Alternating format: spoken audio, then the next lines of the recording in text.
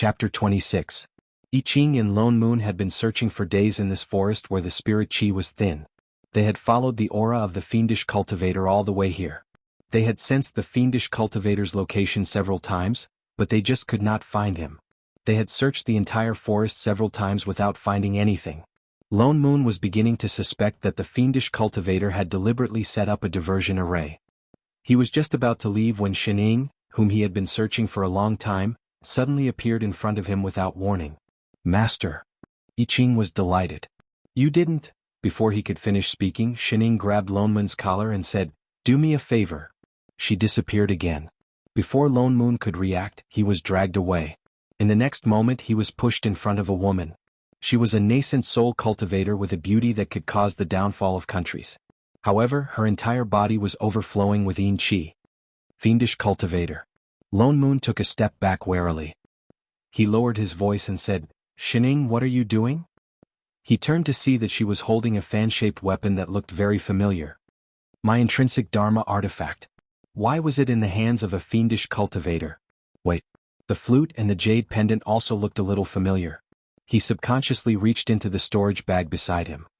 Holy shit, why are they in your hands? When did he get them? He had no recollection of them at all. "I gave them to you," Shining replied. "You." Lone Moon turned to look at her as if he had seen a ghost. "Are you crazy? Why did you take my intrinsic Dharma artifact for no reason? And why did she give it to a fiendish cultivator to play with? What happened to the friendship between fellow countrymen?" "Who took yours?" Shining glared at him. "You forgot to keep it when you were showing it off.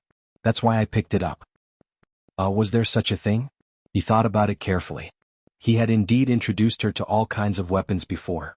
Could it be that time? But he was not a forgetful person in the past. Why did he forget to keep it after showing it to her? Since this belongs to supremacy, then return it to its original owner. It was only then that Qingyu recovered from the shock of Shining pulling a soul formation supremacy back. She hurriedly returned the things in her hands, feeling a little nervous. Although Shining had good intentions, she was a fiendish cultivator after all. If the other party had any ill intentions, she would not be able to escape from a soul formation supremacy. Lone Moon received his own Dharma artifact and tested it suspiciously. He kept it after confirming that there were no problems. There were more and more questions in his heart. Who was this devil cultivator? Why would Shining help her? Just as she was about to ask, I Ching had already caught up. "Master." He hurriedly flew down and turned to look at Qingyu. His eyes hardened, but he did not attack her directly. Instead, he quickly walked over to Shining. "It was my negligence that caused Master to suffer such a calamity. Are you all right?" I'm fine. I have something to do." Lone Moon rolled his eyes and gripped the Dharma artifact that he had lost and regained. "Shining, what exactly is going on? Do you know how long we've been looking for you?" "I know." Shining nodded. "I saw you guys walking around the other side of the river for 7 or 8 days. The other side of the river. Holy shit." Lone Moon immediately exploded. "Damn it, why didn't you call us when you saw us?" "I called you, but you didn't hear me." She put on an innocent face. After all, there was a river between them. "Besides, you didn't call me. How would I know that you were looking for me?" Lone Moon and I Ching. All of a sudden he wanted to check if he was blind. "Oh yes, I left a chicken by the river for you. Did you see it?" She was a good boss. Lone Moon and I Ching. So the 5th level spirit beast on the other side of the river was left by her? He had thought that it was some idiot who didn't take the spirit beast with him after hunting it. The point was, if you could leave a chicken behind, would you die if you left a note? "Alright, everything is here. It's getting late, let's go." Shining nudged Qingyu and urged, "We can fly now." "Ah." Qingyu did not react for a moment and was stunned. "Go. To where?" I Ching, who was beside her, obediently summoned his spirit sword and stretched out his hand. "Master, your disciple will give you a lift." "Thank you." Shining jumped onto the sword and said to Qingyu, "Sister, lead the way." "Oh." Qingyu looked confused as she summoned her flying sword and flew up. Lone Moon. Wait a minute. Was he the only one who didn't know what was going on? "Hey, where are you going? Why didn't anyone explain? What was the relationship between Shining and the fiendish cultivator? And what did she mean by everything was here? Who the hell is your thing, hey?" For all. Late at night. After flying for an entire day, the 3 of them stopped to rest. "You really want to go to Sword Comprehension Peak?" Lone Moon, who had heard everything along the way, glanced at the person who was meditating on the other side of the bonfire. He turned to Shining and asked, "Yes, what else?" Lone Moon looked at her in surprise. "I couldn't tell that you were such a righteous person." She was actually not lazy. This was not her style at all. Shining narrowed her eyes. "I hate scum." "Then how can you be sure that what she said is true?" Lone Moon glanced at her and said in a low voice, "Don't forget, she also killed perfected Yu Ding of my sect." "I'm not sure." Shining turned to look at him. "That's why I want to go." Chi Qingyu's experience was indeed tragic, so tragic that anyone would feel sympathy for her. But they could not just listen to one person. Whether it was true or false, they would naturally find out when they went to Sword Comprehension Peak. "You want to find her master and confront him?" "Yes." Since he had already interfered, he would investigate clearly. "It's no use." Lone Moon sighed. "Even if what she said is true and that master of hers really did such a thing, so what? She won't gain anything from going to Sword Comprehension Peak, and the Grand Vacuity sect will not punish that gone fellow. She might even lose her life there." "What do you mean?" Shining turned to look at him with some surprise. "Does this world condone rapists?" "Not really." Lone Moon looked a little awkward. He exchanged a look with I Ching, who had the same expression on his face. For a moment he did not know how to explain. After a while he said in a low voice, "Because she has a pure yin body." And then? Lone Moon's expression became even more conflicted. "Shining, do you know what a human furnace is?" She was silent for a while, then nodded. "I can guess. Some women with poor spirit roots or who have no hope of becoming immortals, but are rather pretty, are willing to become human furnaces in order to protect themselves. Below high-level cultivators, they will use their own cultivation to allow others to pluck them." His face was full of awkwardness, as if it was difficult for him to say it out loud. Although the dual cultivation plucking technique is not a publicly known sorcery, it is indeed beneficial to one's cultivation. However, it was indeed beneficial to one's cultivation. Therefore, it was very common for various sects and clans to raise human furnaces. Most cultivators above the golden core stage have this habit. Disguised prostitution. "You mean that this world does not forbid prostitution?" You can say that." He nodded. "What's the deal with the purine body?" "The dual cultivation technique is considered unorthodox. Because everyone's spirit roots and spirit chi are different, the spirit chi that is plucked is modeled, and it takes time to combine and use it." He looked at the person opposite him. "But the purine body has the ability to combine spirit chi. With such a person, the speed of dual cultivation is more than 10 times faster than others." Xinying's eyes narrowed. "And then, the purine body is extremely rare. There may not even be one in 10 million years, Lone Moon continued. In the Middle Azure world, they are seen as natural human furnaces. Once they appear, all sects will fight for them, so no one will ask if they are willing? Scum. Chapter 27. Grand Vacuity Sect. Surrounded by mountains, dozens of floating peaks hung high in the air, surrounded by immortal chi like a fairyland. And not far to the right of the floating peak, a completely different mountain floated above the other peaks. That mountain was dozens of times smaller than the other floating peaks, but it was wrapped in a layer of transparent barrier, and on the top of the floating peak, there was a beam of light that reached the sky. Sword Comprehension Peak is in front. Lone Moon pointed at the floating peak wrapped in a transparent ball and frowned. He still looked at Shin Ying disapprovingly and said, "Although I haven't heard of any soul formation cultivators entering the peak recently, there are 3 soul formation supremacies guarding the passageway to the Upper Azure World and Sword Comprehension Peak. Once you enter the peak, you will be detected by them. You have to think carefully. Are you sure you want to barge in now?" This was equivalent to making enemies with 3 soul formation supremacies at the same time. Shining looked up and was about to reply, but I Ching beside her spoke first. "Master, you can't."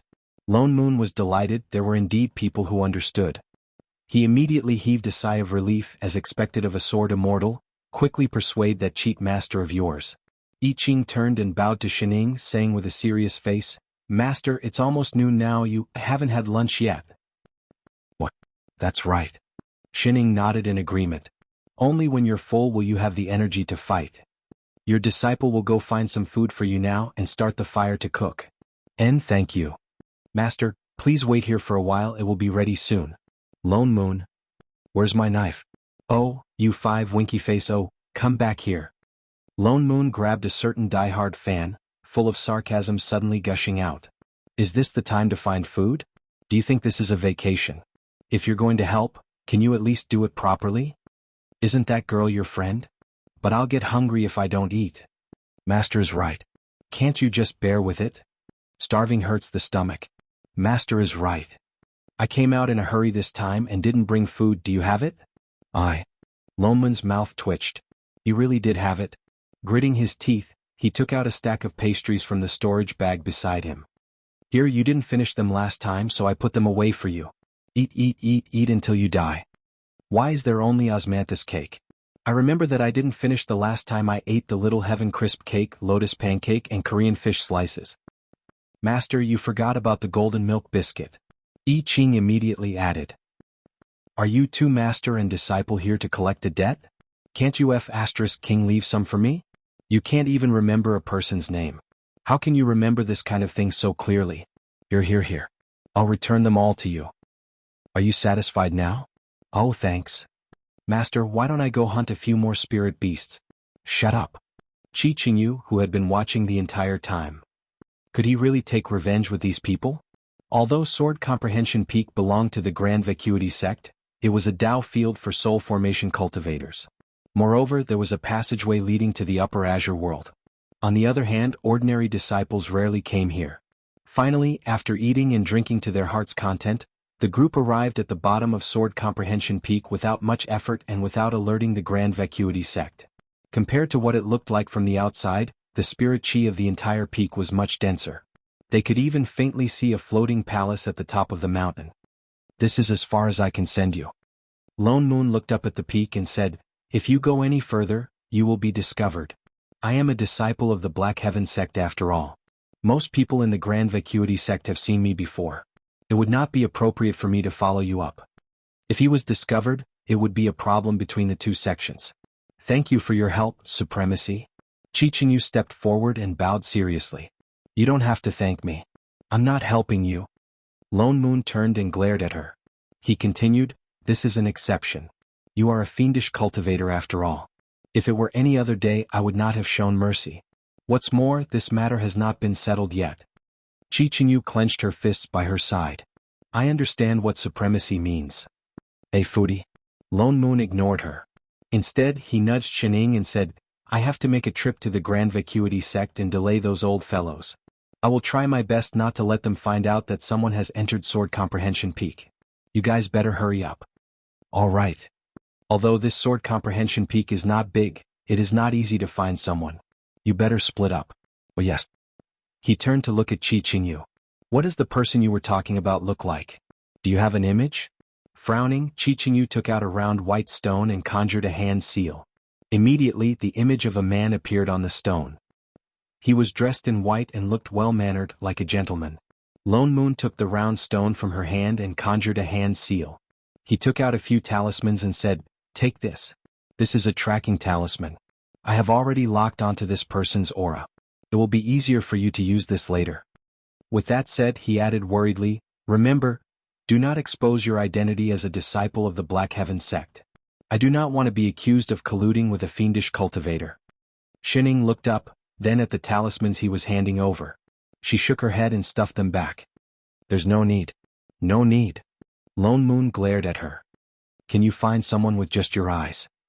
Do you think that Gon guy is an idiot who would jump out of his own accord for you to beat up? Just as he finished speaking, a voice suddenly sounded from behind him. Who are you? How dare you trespass on Sword Comprehension Peak? Lone Moon paused and turned to look at the person who had suddenly appeared behind him. He stared blankly at the image on the round stone, then lowered his head again and looked again. Holy shit, this is possible. He really was an idiot. Gon Zirwei. Qingyu did not expect to find someone so quickly. Her eyes turned red as she stared at the person opposite her. It's been 500 years. Do you still recognize me? That person paused and then looked at the person in the middle. His eyes narrowed and a trace of panic flashed across his face. You are Qingyu? Why are you here? Qingyu snorted, her eyes filled with hatred. Of course you don't want me to be here. It's been 500 years. I've been looking for you for 500 years. I did not expect you to be hiding here. Today I'll settle the scores with you. Qingyu, calm down. I had no choice back then. You can't blame me for this. Gonzirwei took a step back and explained even more frantically, I was only a golden core cultivator back then. Perfected Yu Ding wanted you, what could I do? If you want to blame someone, you can only blame yourself for having a purine body. Had no choice? Qi Qingyu's face was full of mockery. Then when I risked my life to escape back then, you personally crippled my 100 years of cultivation and deliberately threw me into the Mingyin Mountain Fiend Cave to be humiliated. Was that also because you had no choice? Chapter 28. Gonzirwei's face paled. He looked guilty as if he had been exposed. His originally decent face twisted, as if he could not be bothered to pretend anymore. He glared at Qi Qingyu. So what if I did it on purpose? I was the one who taught you how to cultivate. Why can't I take it back? Qi Qingyu clenched her fists so tightly that blood started to seep out of her palms. Gonzirwei's gaze became sharper and sharper, with a hint of madness.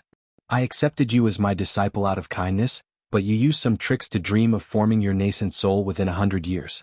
I spent 300 years to reach the perfected golden core stage. What right do you have to be ahead of me? Lone Moon frowned. So he was just jealous. Jealous that his disciple was too powerful and had surpassed Master. That was why he wanted to destroy her? This person must be crazy. At first, I just wanted to destroy your cultivation. The more he spoke, the fiercer he became. He looked as if he wanted to peel off a layer of skin from the person in front of him. But I did not expect you to go and seduce Yu Ding. Who do you think you are? You are just a beggar that I picked up. You are not fit to stay by his side. There's a story. Do you know why I named you Qingyu? Qingyu. Isn't it what a purine body like you should be receiving? You knew from the start that I had a purine body. So what if I knew? You were the human cauldron that I prepared for Yu Ding. I taught you to cultivate so that spirit chi could be absorbed more easily. You should have just been a human cauldron and helped him to improve his cultivation. But you made him fall in love with you. He actually wanted to become your Tao companion. His gaze became even crazier. Even the words that came out of his mouth seemed to be said through gritted teeth. I accompanied him for so many years. What right do you have to become his Tao companion? A purine body is born to be used by thousands of people. You are only fit to breathe under other people's bodies. I just wanted you to return to your original fate. What's wrong with that? Shining, damn gay. Lone Moon, damn gay. They spoke in unison. I Ching. What did they mean? Why was he the only one who did not understand? So you planned to destroy me from the start. Destroy you? Speaking of which, isn't it because I sent you to the Mingyin Mountain that you've reached the nascent soul stage? Shouldn't you be thanking me? Stop. Don't be noisy. Shining took a step forward and looked back and forth between the two of them. With a serious expression she said, We're both adults. What can't we just stop and have a good fight to solve it? Could they not just talk? Qi Qingyu stared blankly for a moment, then seemed to recall something. She summoned her weapon and charged forward. She seemed to have thrown caution to the wind. She no longer held back and the yin energy in her body surged. A large patch of sword light greeted the people on the other side. Lone Moon frowned. Things were very clear now. Shining was right. That fiendish cultivator did not lie. This Gonzirwei was indeed the scum of the scum. After thinking for a while, he formed a seal and set up a formation, temporarily isolating this area to prevent others from discovering him. However, this wouldn't last long. Qi Qingyu and Gonzirwei were both nascent soul cultivators. Their cultivation levels were about the same. In addition, Qi Qingyu had been injured earlier. She should not have been able to defeat her opponent. However, she could not withstand her reckless fighting style. She had completely given up on defense and was only focused on revenge.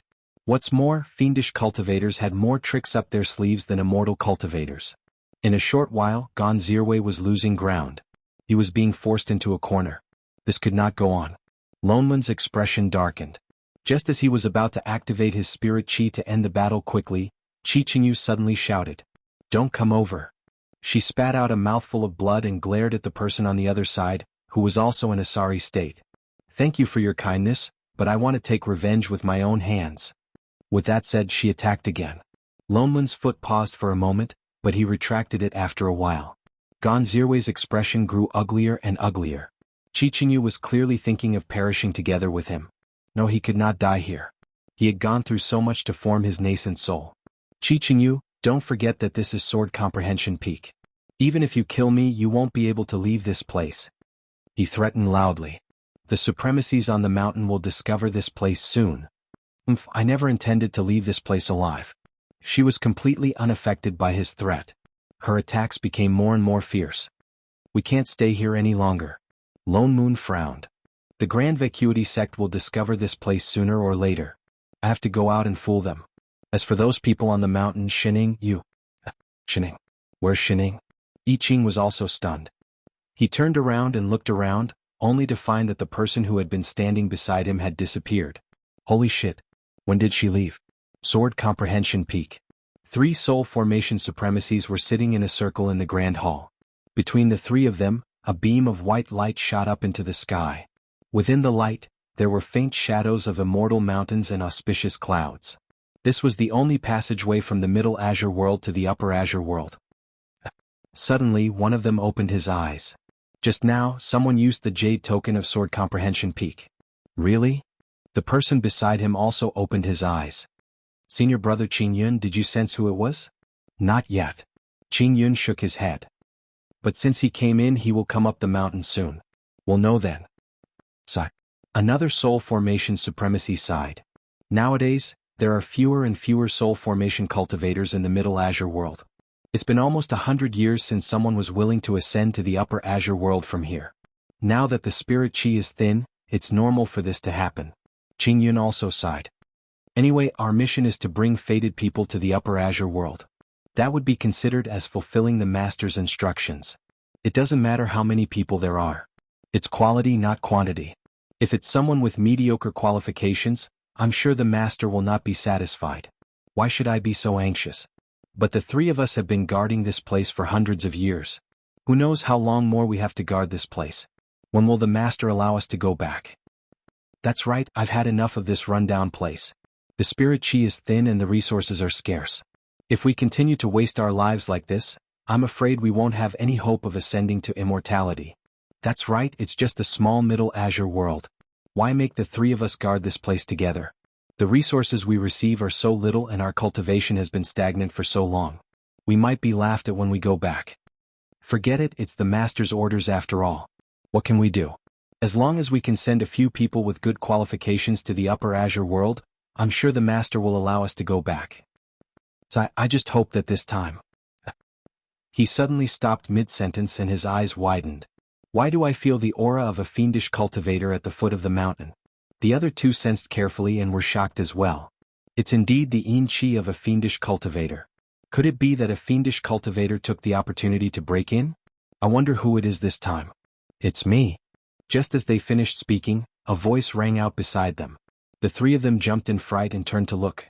Only then did they realize that there was a girl in green sitting beside Qing Yun. She was sitting cross-legged like them, one hand supporting her chin as she looked at them with a bored expression. Oh, who are you? Qing Yun jumped up and took a few steps back. They had not even noticed that there was someone else beside them. When exactly did you sit here? Since you guys complained about how much work you had and how you didn't get a commission. She shrugged and waved at the 3 people who were retreating further and further away. What are you afraid of? I'm not your boss. My name is Shining. Come, sit. I have something to ask you. The 3 of them became even more wary. This person had been sitting beside them for so long without making a sound. She was definitely not simple. Yet, no matter how hard they tried, they could not see through her cultivation. Come and sit. It's tiring to stand and talk. As she spoke, she even patted the spot beside her. The 3 of them took another step back. We're waiting. What if we don't sit? Shining paused. Her eyes narrowed and she suddenly cupped her fists. Then, just kneel down and talk. Chapter 29. By the time Lone Moon returned, Qi Qingyu's side was already done. The previously arrogant Gonzirwei was no longer breathing. Qi Qingyu was also covered in wounds. She did what she said she would. She took revenge on her own with a burst of anger, not asking for the slightest help from others. When the other party took his last breath, her already tottering body seemed to finally relax. She directly fell to the ground, and the blood-stained sword in her hand also fell to the ground. Oh, it's done. Shining, who had just returned, nudged the person beside her and said suddenly, Holy shit. Lone Moon jumped and took a step back. Where did you go just now? I went up the mountain. Shining pointed to the top of the mountain. Lone Moon paused and suddenly thought of something. The corner of his mouth twitched. For some reason, he did not want to ask her what she had done. What did the Grand Void sect send out? I Ching looked outside the mountain and asked. From the beginning, he had sensed a lot of noise coming from outside Sword Comprehension Peak. Oh, I told their sect master that they disappeared after chasing the fiendish cultivator all the way here. They suspect that a fiendish cultivator spy has infiltrated the Grand Void sect, Lone Moon said seriously. They are now busy gathering disciples to find a spy, so no one will come to Sword Comprehension Peak for the time being. While there is no one at the foot of the mountain, we will sneak out later. You lied to them? Shining looked up at him. Even I Ching turned his head in surprise. I didn't expect you to be such a supremacy. Why are you looking at me like that? He rolled his eyes at the two of them. Am I not wiping your ass for you? No matter what, we are all from the Black Heaven sect. Can't we make up a reason to come to someone else's mountain to find trouble? With that said, he snorted and turned to look at the person who was still lying on the ground, covered in blood. He could not help but frown. On the other hand, Chichinyu suddenly picked up the sword on the ground and struggled to stand up with the help of the sword hilt. She staggered towards them, and with every step she took, the grass beneath her feet was stained with blood. After much difficulty, she walked to a position 5 steps away from them and knelt down. Many thanks to the 3 of you for helping me take my revenge. She raised her head and smiled at them as if a heavy burden had finally been lifted from her shoulders. I have no more regrets in this life. I'm willing to follow the Venerable One back to the Black Heaven sect and await my judgment. No matter how your sect deals with it, Chichinyu will have no complaints. At the end of the day, she was a demonic cultivator. Good and evil could not coexist with each other. Moreover, she had killed a hall master of the Black Heaven sect. No matter what the reason was, as righteous cultivators, they had to capture her and bring her back. Her entire life had been ruined by celestial cultivators and she had suffered all sorts of humiliation. That was why she had abandoned her Tao and entered the demonic path. She hadn't expected that in the end, the one who had helped her was also a celestial cultivator. All these years she had lived to seek revenge on Gonzirwei. She knew very well that as long as Gonzirwei was at Sword Comprehension Peak, she would not have the chance to kill him. If not for Shining, she might not even be able to take one step into Sword Comprehension Peak. Actually, from the moment she set off for Sword Comprehension Peak, she did not plan to return alive. Sword Cultivator I Ching aside, Lone Moon was a soul formation supremacy of Black Heaven sect. They had no reason to let her off. It was just that, she would not have the chance to return the favor to Shining. At the thought of this, she looked up at Shining, who was still distracted and seemed to be completely out of the situation. For the first time in hundreds of years, she felt a warm feeling in her heart. If only they had met earlier. Supremacy, please deal with me. Shining had already helped her so much, so she must not make things difficult for her. She took a deep breath and cupped her fists with difficulty. Her expression was resolute as if she was ready to die. Lone Moon's brows tightened and relaxed as he looked at the demonic cultivator in front of him who was on her last breath. As a righteous cultivator, he should have captured her from the beginning and thrown her back to Shichio to deal with. He had even been inexplicably dragged to Sword Comprehension Peak by Shining. He had also intended to wait until the matter was settled before taking action. But when she obediently surrendered herself to the captivity, he suddenly felt that this matter was a little troublesome. He actually could not bear to do it. It was all Xin Ying's fault. Besides, why did she let him deal with her? Why didn't she go and ask that foodie? I came out this time to find someone, not to exterminate demons. He snorted coldly and turned his head away. Supremacy? Chichinyu was shocked. She looked up in disbelief. He was planning to let her go? I have so many things to do every day. I don't have time to care about your business. He glared at her. However, if you dare to hurt the innocent in the future, I will not be merciful. Chichinyu was stunned. Her expression changed several times. Her eyes were watery as she bowed deeply to him. Thank you, Supremacy. Chichinyu will remember. Lone Moon turned to fly on his sword, but he met 2 pairs of meaningful eyes. What are you looking at? He suddenly felt his heart clench. He turned and glared back. Do you have any objections to the way I handled this? No. Shining shook her head. Then why aren't you leaving? Are you waiting to be caught? He looked even more ferocious. Isn't this all because of you? If not for the fact that we are from the same hometown, do you think I want to meddle in this matter? He was a dignified soul formation supremacy of Black Heaven sect.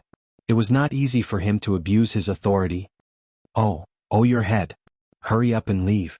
Oh, 3 days later? Shining, what did you do at Sword Comprehension Peak that day? Lone Moon could not help but ask.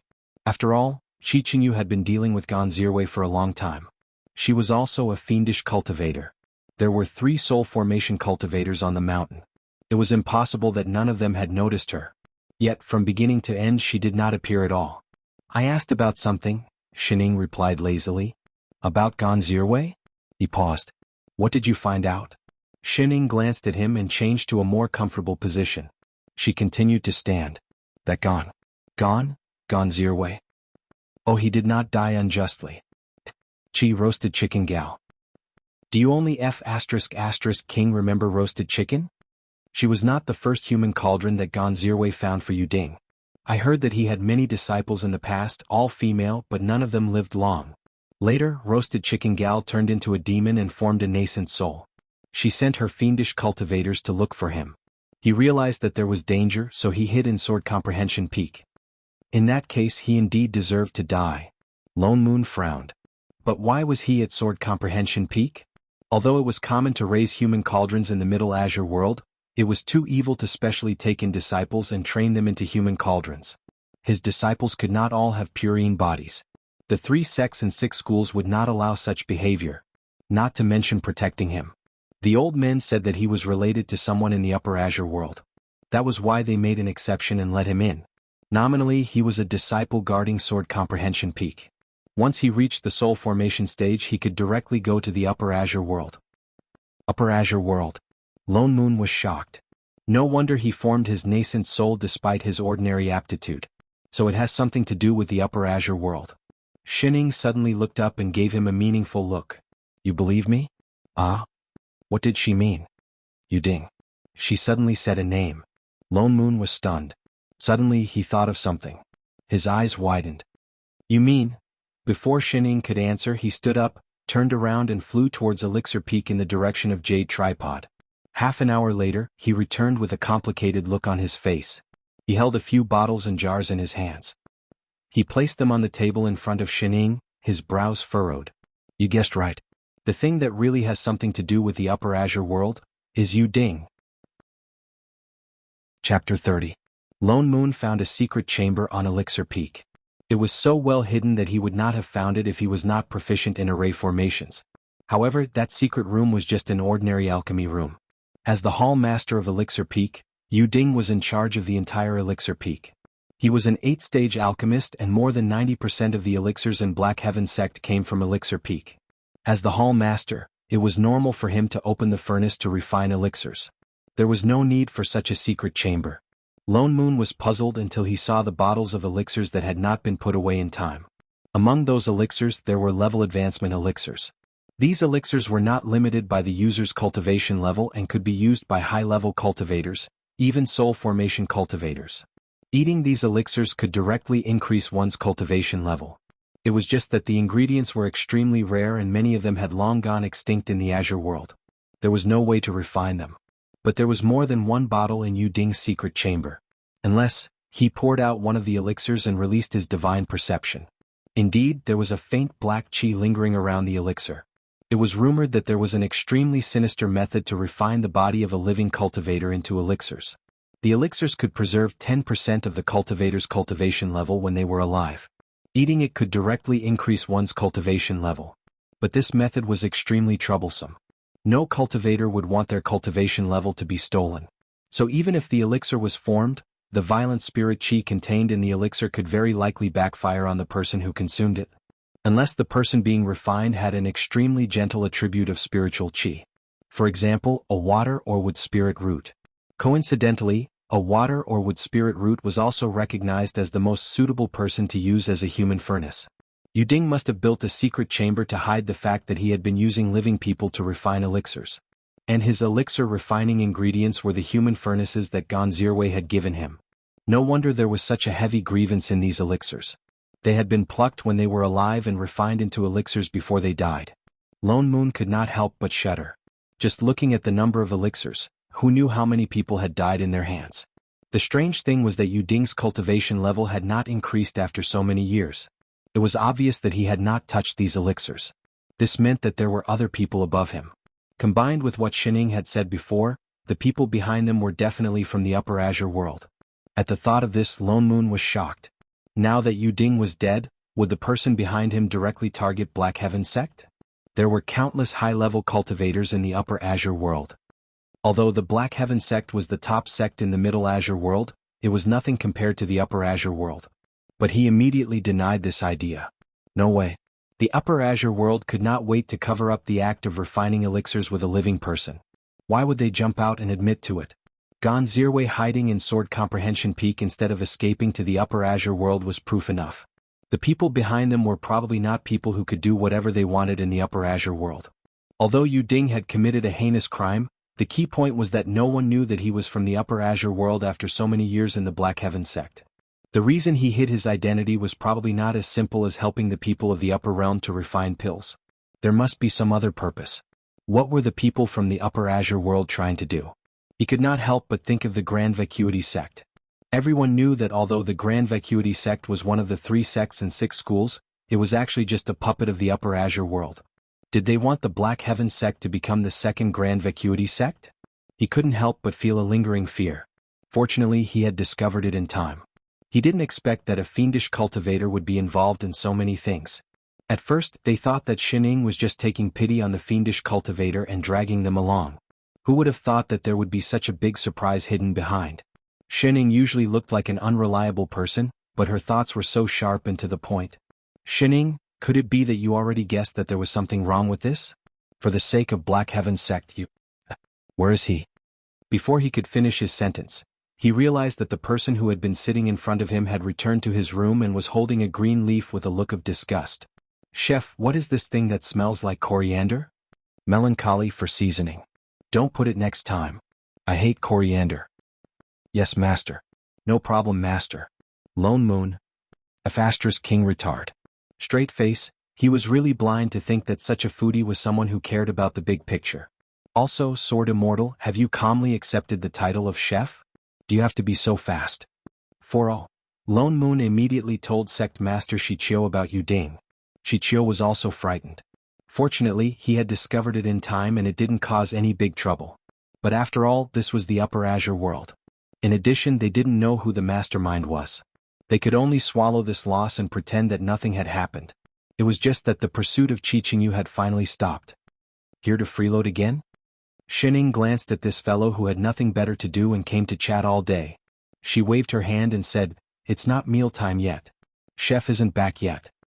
Who wants to freeload from you?" Lone Moon glared at her. "I've long abstained from food. It's been so long and I haven't eaten a single drop of your rice." "I have." The corner of Lone Moon's mouth twitched. He suddenly remembered something. Pastries don't count as rice. He hadn't eaten for a long time and had a few bites. Did he have to remember it for so long? "I'm just informing you that your disciple probably won't be able to make it back in time to cook today. Sect Master is discussing with him about experiential training." Experiential training? Shining was stunned. Lone Moon brushed his robes and sat opposite her. He said with a hint of schadenfreude, "Every year at this time, disciples below the Golden Core level have to go out in batches for experiential training to improve their combat strength. Most of the time, it's to complete some missions that can't be handled in the mortal world or subdue some demon beasts that cause trouble. It's like a group exercise."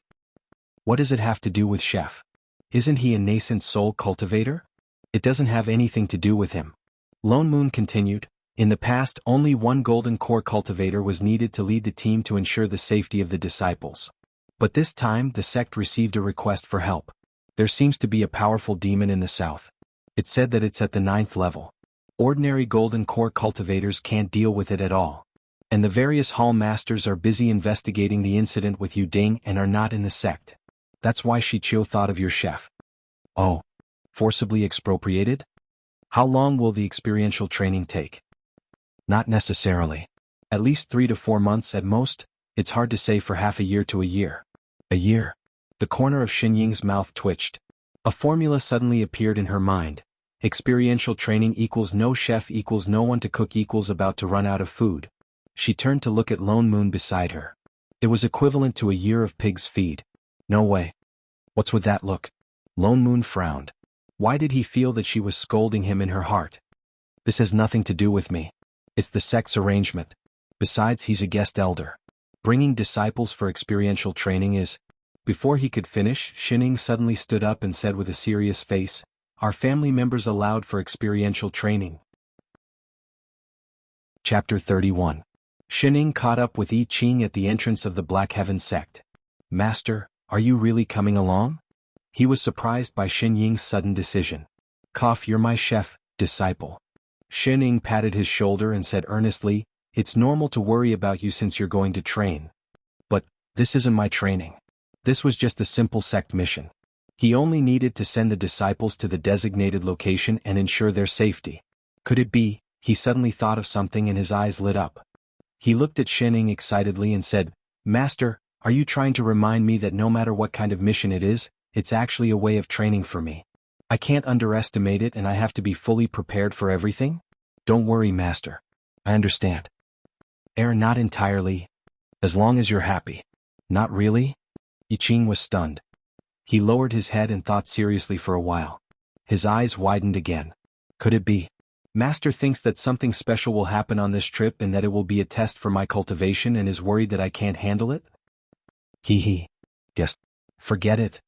Lone Moon rolled his eyes and said, "The only thing she's worried about is that no one will cook." "I understand. In that case, I'll have to trouble Master for this trip." I Ching still looked determined. How could an outsider understand Master's painstaking efforts? "I will definitely not let you down." Hey. Lone Moon's mouth twitched. "Did you even hear what I said? Can a brainless fan get better? What are you doing here?" I Ching finally turned to look at the person beside him. His eyes turned cold.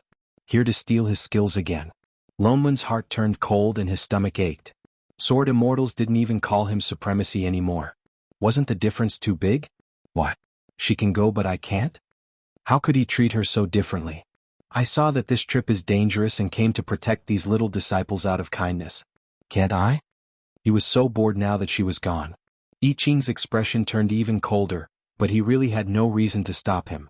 Looking at the disciples who had arrived one after another, he shouted, "Let's go!" Turning around, he summoned his spirit sword and reached out to Shining. "Master, let's go." With that said, he ignored a certain someone beside him and flew out first with a whoosh. Hey, why are you flying so fast?" Lone Moon immediately chased after them. The disciples who did not know the truth. A team led by a soul formation supremacy and a nascent soul perfected master. Was the difficulty of this experiential learning beyond the horizon? This time they were going to a remote town south of the Black Heaven sect. According to the request for help, a great demon had appeared near the town 3 months ago. Many people had seen it. So far, dozens of people had been killed. The victims had their hearts cut out and their stomachs dug out. They died horribly, including a golden core Dao Lord who had gone to subdue the demon. The entire town was in a state of panic. They had no other choice but to seek help from the Black Heaven sect. A demon that could deal with a golden core Dao Lord had to be at least at the 8th level of cultivation. That was why Sect Master Chio had decided to let a nascent soul-perfected master lead the team. There were dozens of disciples on this trip, all of whom were at the foundation establishment stage. The highest among them was only at the perfected foundation establishment stage. The group flew for half a day before they arrived at the small town. The town was not big and they could see the end of it at a glance. They found an inn to stay in and I Ching let the disciples go and gather information on their own. After all, it was their experiential learning, so he naturally could not interfere too much. More than 10 disciples went around for the whole afternoon and only returned at dusk. However, their expressions were very strange, as if they were all a little confused. What's going on? Lone Moon looked at the disciple at the front. He remembered that this seemed to be Shichio's eldest disciple. Cheng'en, what did you find out? Reporting to Grand Uncle Master.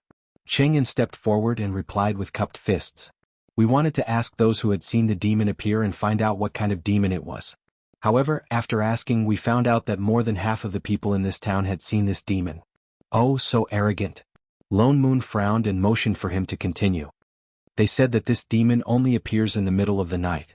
When it comes, it is accompanied by a black chi, so we can't see its appearance at all. Cheng'en continued, the silk shop, winery inn in the west of the town, the bookstore in the east of the town, the rouge shop, and even the hunter's house at the end of the street. The demon has broken into all of them. It seems that the demon has been wreaking havoc here for a long time. Lone Moon tightened the jade flute in his hand. How are those who have seen the demon? How are their injuries? Cheng An's face twitched and his expression became even more conflicted. They are not injured. What? Lone Moon was stunned. How could this be? They are not injured. Didn't they say that more than 10 people died in this town, including a golden core cultivator? Indeed. Cheng An nodded. But those who have seen the demon are indeed not injured. I also checked their pulse one by one. Whether it is their spirit or body, they are not injured, and I heard them say that they seem to be stronger than before. As soon as he said this, the other disciples nodded and added, yes, the owner of the silk shop is also much more energetic than before. Yes, the lady boss of the winery is not insomnia anymore. The waist of the master of the bookstore is not sore anymore. The old legs of the owner of the rouge shop are all cured. Lone Moon. What the hell? For all. Could it be that the demon went to do charity in the middle of the night? Then what happened to the dozen people who died? Was the demon trying to fatten them up before killing them? When the demon broke into their houses in the middle of the night, those people really didn't suffer any losses. That's not it. Something happened to them too? What happened? The silk shop lost a big rooster the other day. What? The winery lost too. The big yellow dog from the bookstore lost a leg. The rabbit from the rouge shop is missing. Lone Moon. What kind of nonsense is this? Is this demon here to be funny? Killing people to extract their hearts and doing charity at night. But why were chickens and rabbits the ones that were lost? Could it be that the demon is a fox demon? He frowned and thought for a while. He already had a plan in mind, but he remembered that this was a training for his disciples. Unless they encountered a situation they couldn't handle, he couldn't intervene. He could only suppress his guesses and glance at the people in front of him. Have you thought of a way to deal with it? Everyone was silent and looked at each other for a long time. No one stood up to offer an idea. Lone Moon shook his head and was about to sigh that they were indeed young and give them some advice. Xining, who had been munching on snacks for the whole day, suddenly interrupted, "It likes to eat chicken. You can catch a few chickens to lure it out." Lone Moon snorted and rolled his eyes. There were so many cultivators here and the demon wasn't blind. It would be strange if it was lured out. Only a fool would. Junior sister, good idea? Cheng An's eyes lit up and he looked at Xining excitedly. Holy shit, you guys are really stupid. The other disciples all gathered around. Disciple 1, yes, why didn't I think of that? We can lure the snake out of its hole. Disciple 2, Junior sister is so smart. You don't look familiar. Which peak are you from? Disciple 3, that's great. Why don't we set it up tonight? Disciple 4, alright, let's do as this junior sister says. I'll go buy some chickens. Disciple 5, I'll go set up the array. Disciple 6, I Ching, huh? Could it be that Master's idea just now contained some powerful cultivation principles? Lone Moon. He suddenly felt that the future of Black Heaven's sect was bleak. Chapter 32. The night was dark and windy. It was a demon hunting night. The entire inn had long since been cleared out. It was silent. In the middle of the inn's inner courtyard, there were 4 to 5 fat roosters in a chicken coop. From time to time, the sound of their wings flapping could be heard. There was no one around. Even the waiters who usually patrolled the area at night were nowhere to be seen. However, if one looked closely, they would see a few figures lying on the roof, under the eaves behind the door, and even in the flowers and grass in the courtyard. All of them were staring intently at the few snoozing chickens in the courtyard. 2 hours passed, nothing happened. 4 hours had passed, dead silence. 6 hours had passed, achoo.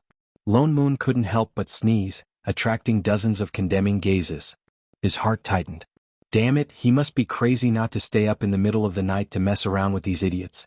After so long, not even a hair of the demon was seen. Alright. You guys are done. He nudged Xining, who was next to him. He really didn't want to lie on the roof anymore. He already said that such a stupid plan wouldn't work. Those Foundation establishment disciples didn't know how to restrain their auras. The demon would be blind if it couldn't see a dozen cultivators full of spirit chi. It's all your fault for coming. It's coming?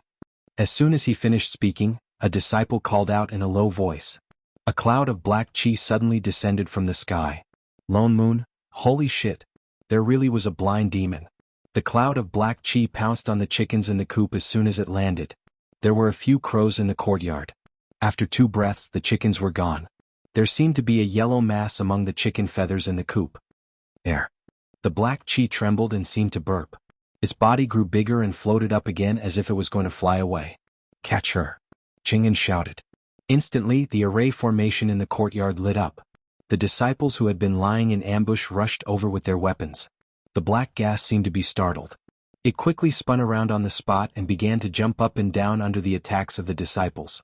Perhaps it was because the inner courtyard was too small and there were too many Black Heaven sect disciples, but the crowd was so crowded that the demon managed to escape. "Don't panic. Junior brothers and sisters, guard your own formation course." Chingen was, after all, the eldest disciple of the sect leader. Seeing that they couldn't take it down in a short time, he began to instruct the others to first use a formation to restrain the monster. Only then did the chaotic disciples retreat.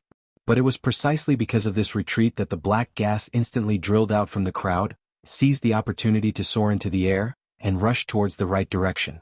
F***CK. Chingen panicked. He looked up and saw that the mass of black gas had already rushed out of the range of the array and was flying directly to the right.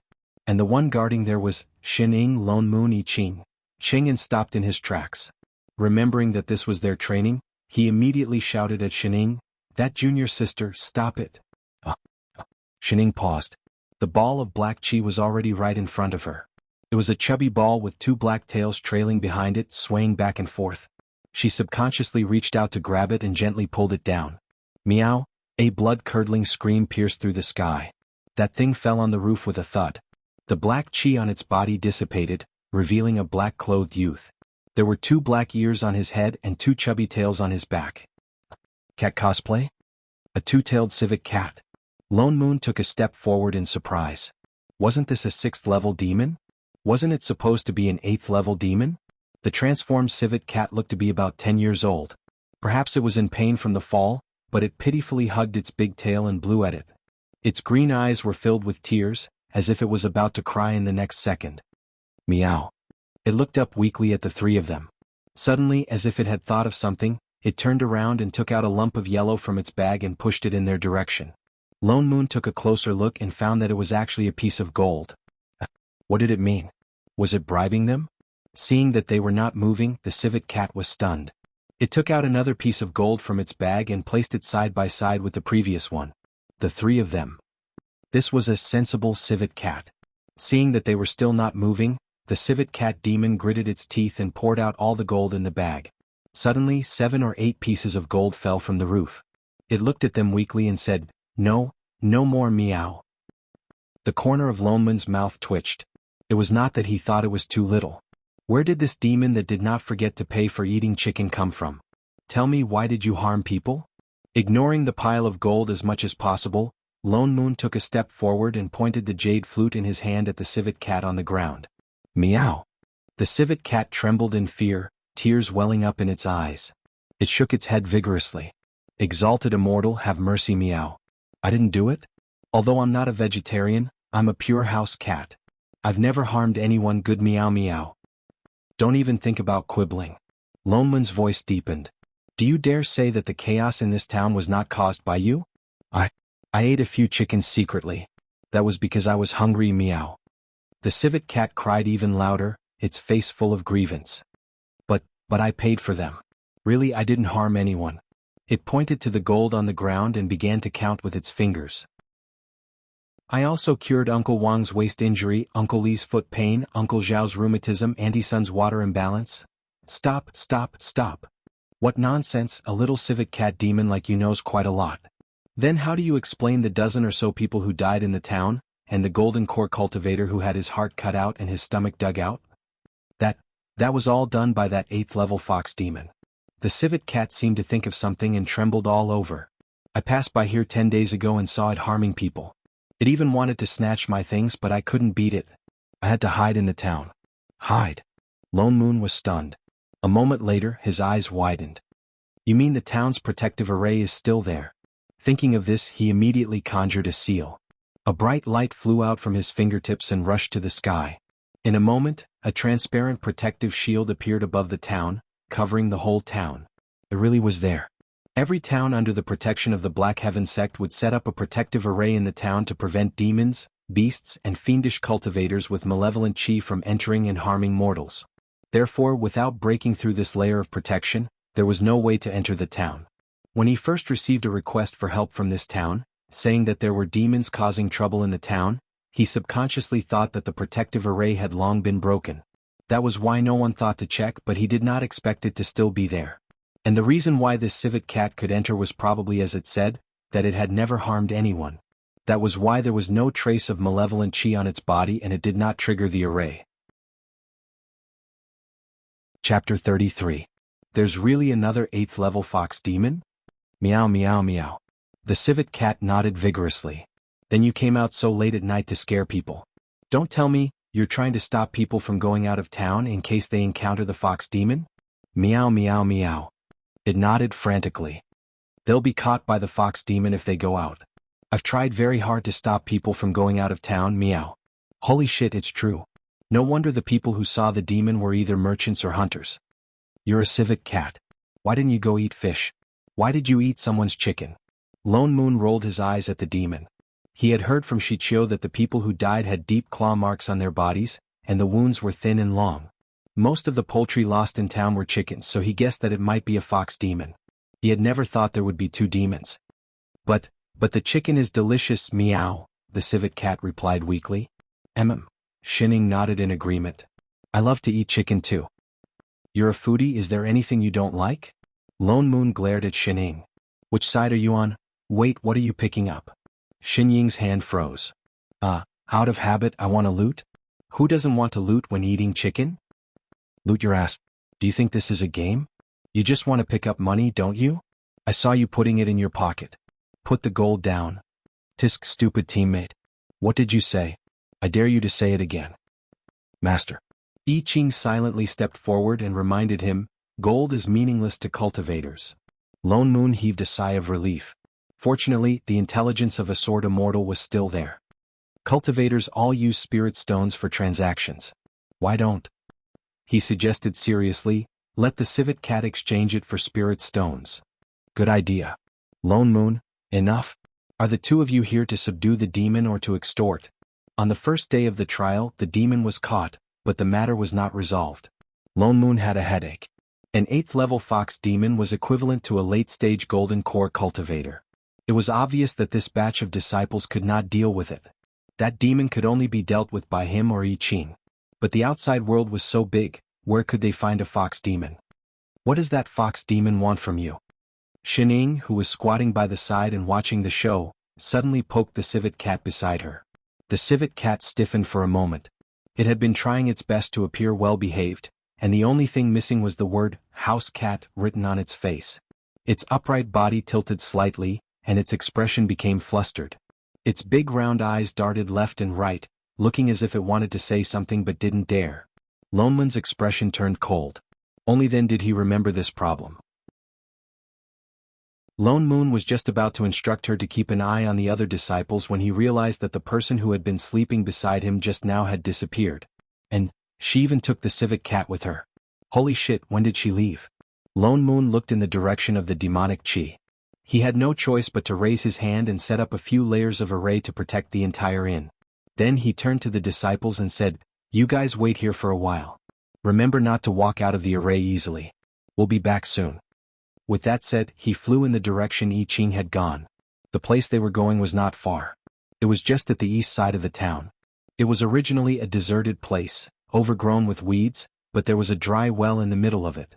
At this moment, a red shadow flew out of the dry well. It was very tall and its red fur was so red that it looked like it had been dyed with blood. Its 9 fiery red tails were waving wildly in the air. It was actually the 9-tailed blood fox. I Ching's sword flew out first, directly intercepting the blood fox's escape route. Meow's gift. A cry of surprise came from behind. I Ching subconsciously looked back, only to find that Shining had also come over with the civet cat. Taking a closer look, the fox demon was indeed holding a rectangular box in one of its tails. The fox demon had done this on purpose. It had long discovered that they had entered the town and knew where the civet cat had hidden the treasure. So it had beaten them at their own game. It had let the civet cat distract their attention, then took the opportunity to break through the protective array and come in to steal the treasure. However, it probably had not expected that there would be nascent soul or even soul formation cultivators here. That was why it had been discovered. Roar! That huge blood fox suddenly roared. Ignoring the sword array that I Ching had set up, it swept its 9 tails directly towards the sword peak. 2 of its tails were instantly cut off, but it still managed to forcefully rush out of the sword peak and escape into the distance despite being drenched in blood. I Ching was stunned for a moment. Even Lone Moon, who had caught up, was stunned. He did not expect the fox demon to be so reckless. Chase, Shining said. She was the first to run in the direction of the fox demon. Her figure flashed, and by the time she reacted, only a trail of dust was left behind. Only then did the remaining 2 people chase on their swords. They could still faintly see the figure in front of them, so fast that it was almost impossible to catch up with it. Lone Moon. She was running, right? She was really running, right? If she could run so fast, why did she usually have to rub against other people's swords? I Ching. Master is indeed worthy of being called. The civet cat. Why did she have to drag him along? No, I'm going to vomit, blarg. Chapter 34.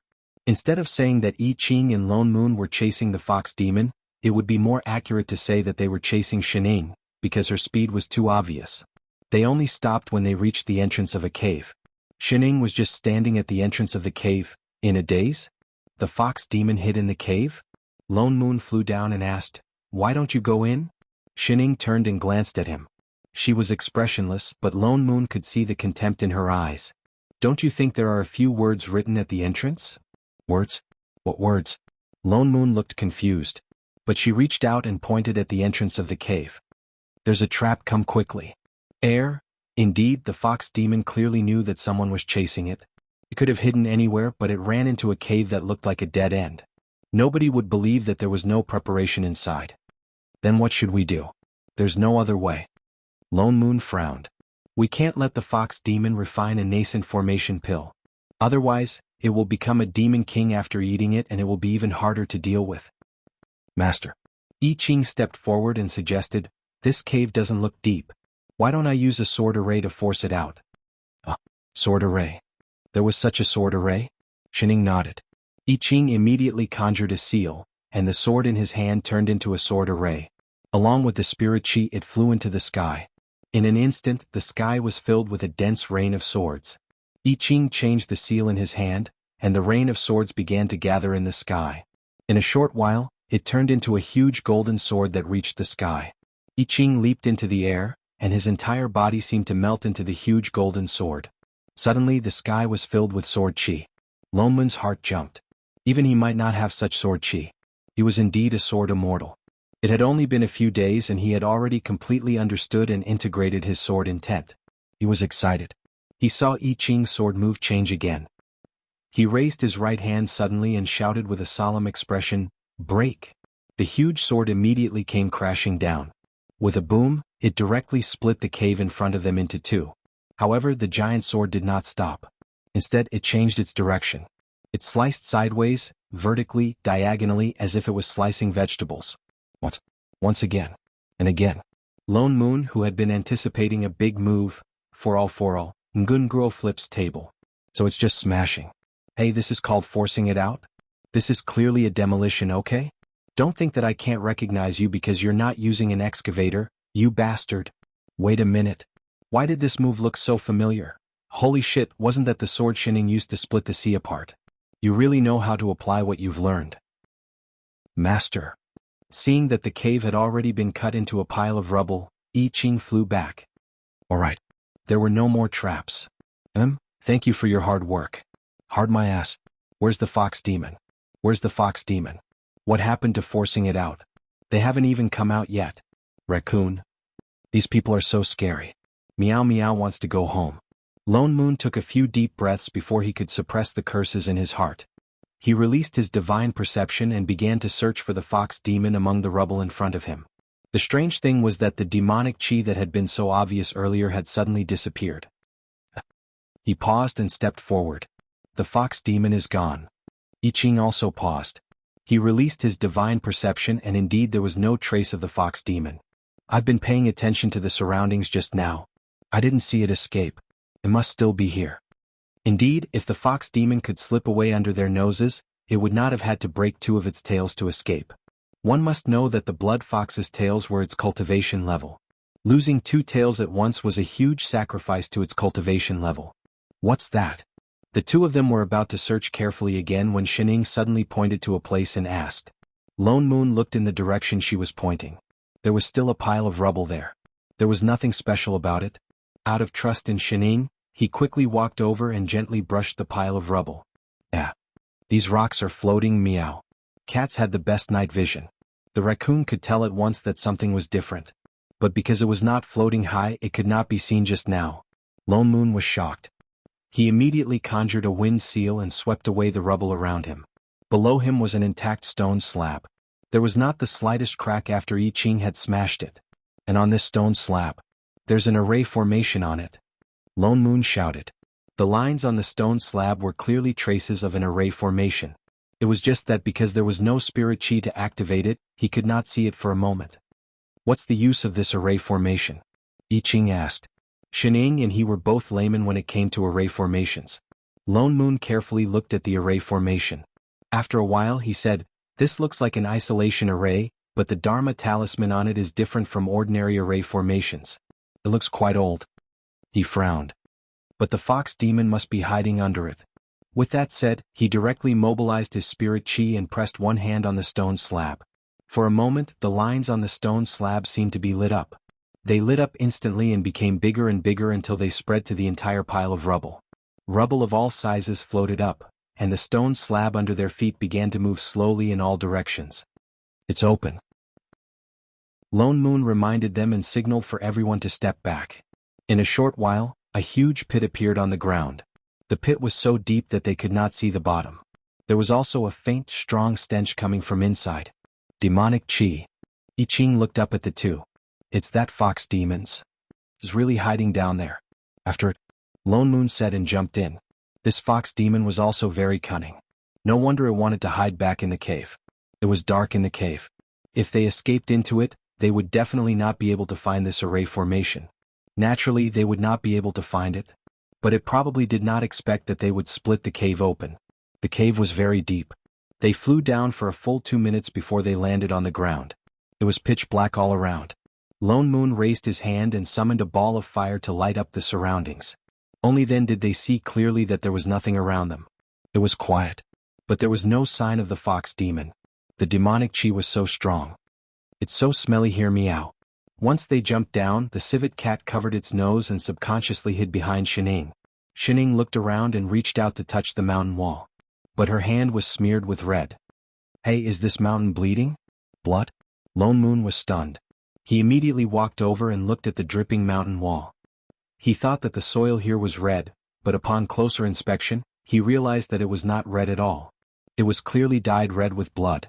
Could it be? There are only blood stains on this side of the mountain wall. I Ching looked around and said. Lone Moon frowned. He had a bad feeling. He pulled Shining away and said, step back. There might be something behind this mountain wall.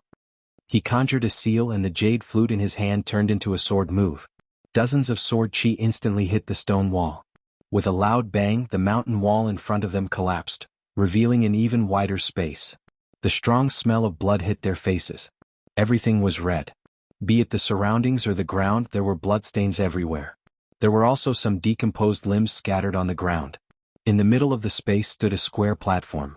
At this moment, the platform was lit up with the red light of an array formation, making the entire space even redder. Lone Moon blurted out, blood sacrifice array. Indeed. Chapter 35. You actually chased me all the way here. A man's voice suddenly rang out. There was a figure in red standing on the altar. He was obviously a man, but he looked exceptionally seductive. His eyebrows and eyes were full of flirtatiousness. There were 9 big red tails on his back. 2 of them were broken and bloodstains could be seen on the cuts. It was the 9-tailed blood fox from before. Blood fox, you killed so many people and dug out their hearts just to set up this blood sacrifice array? Lone Moon frowned and glanced around. What exactly do you want to do? The blood sacrifice array was a well-known evil array. It required human hearts as a sacrifice and the blood of thousands of living creatures as a guide to activate. It was very powerful. It was said that when the array was completed, it would form a blood cloud that would stretch for thousands of miles. Nothing would grow under the blood cloud. Obviously, this array was only half completed. The blood in the array was not enough to condense into a blood cloud, which meant that his next step was, "You want to massacre the entire city." I Ching stepped forward. Obviously he had thought of the same thing as Lone Moon. The dozen or so people he had killed were obviously not enough to activate the blood sacrifice array, but if all the people in the town were included it would be enough. If they had not come early, the town would probably have been covered with corpses. That was my original plan. The blood fox snorted coldly. His tail, which seemed to be hiding something, suddenly moved in front of him. It lowered its head, and its originally fierce expression was instantly replaced with a face full of tenderness. It raised its hand and brushed its tail, its movements so gentle that it seemed to be afraid of startling something. "The people in that town are lucky. Who asked that civet cat to bring something better for my son?" Only then did everyone realize that his tail was holding a baby. The baby was wrapped in thick fur and only half of his face was exposed. The baby looked yellow as if he had just been born. And there was an open box on the altar behind him. Meow meow. Meow's gift. The civet cat's tears immediately gushed out. Looking at the box that had obviously been used, his heart was broken. Sob sob sob. The clan leader was going to skin him. The blood fox's face was full of excitement, and there was a hint of madness in his eyes. He hugged the baby on his tail tightly and murmured, "After absorbing the spirit chi of this purple cloud Lingji, my son will soon wake up."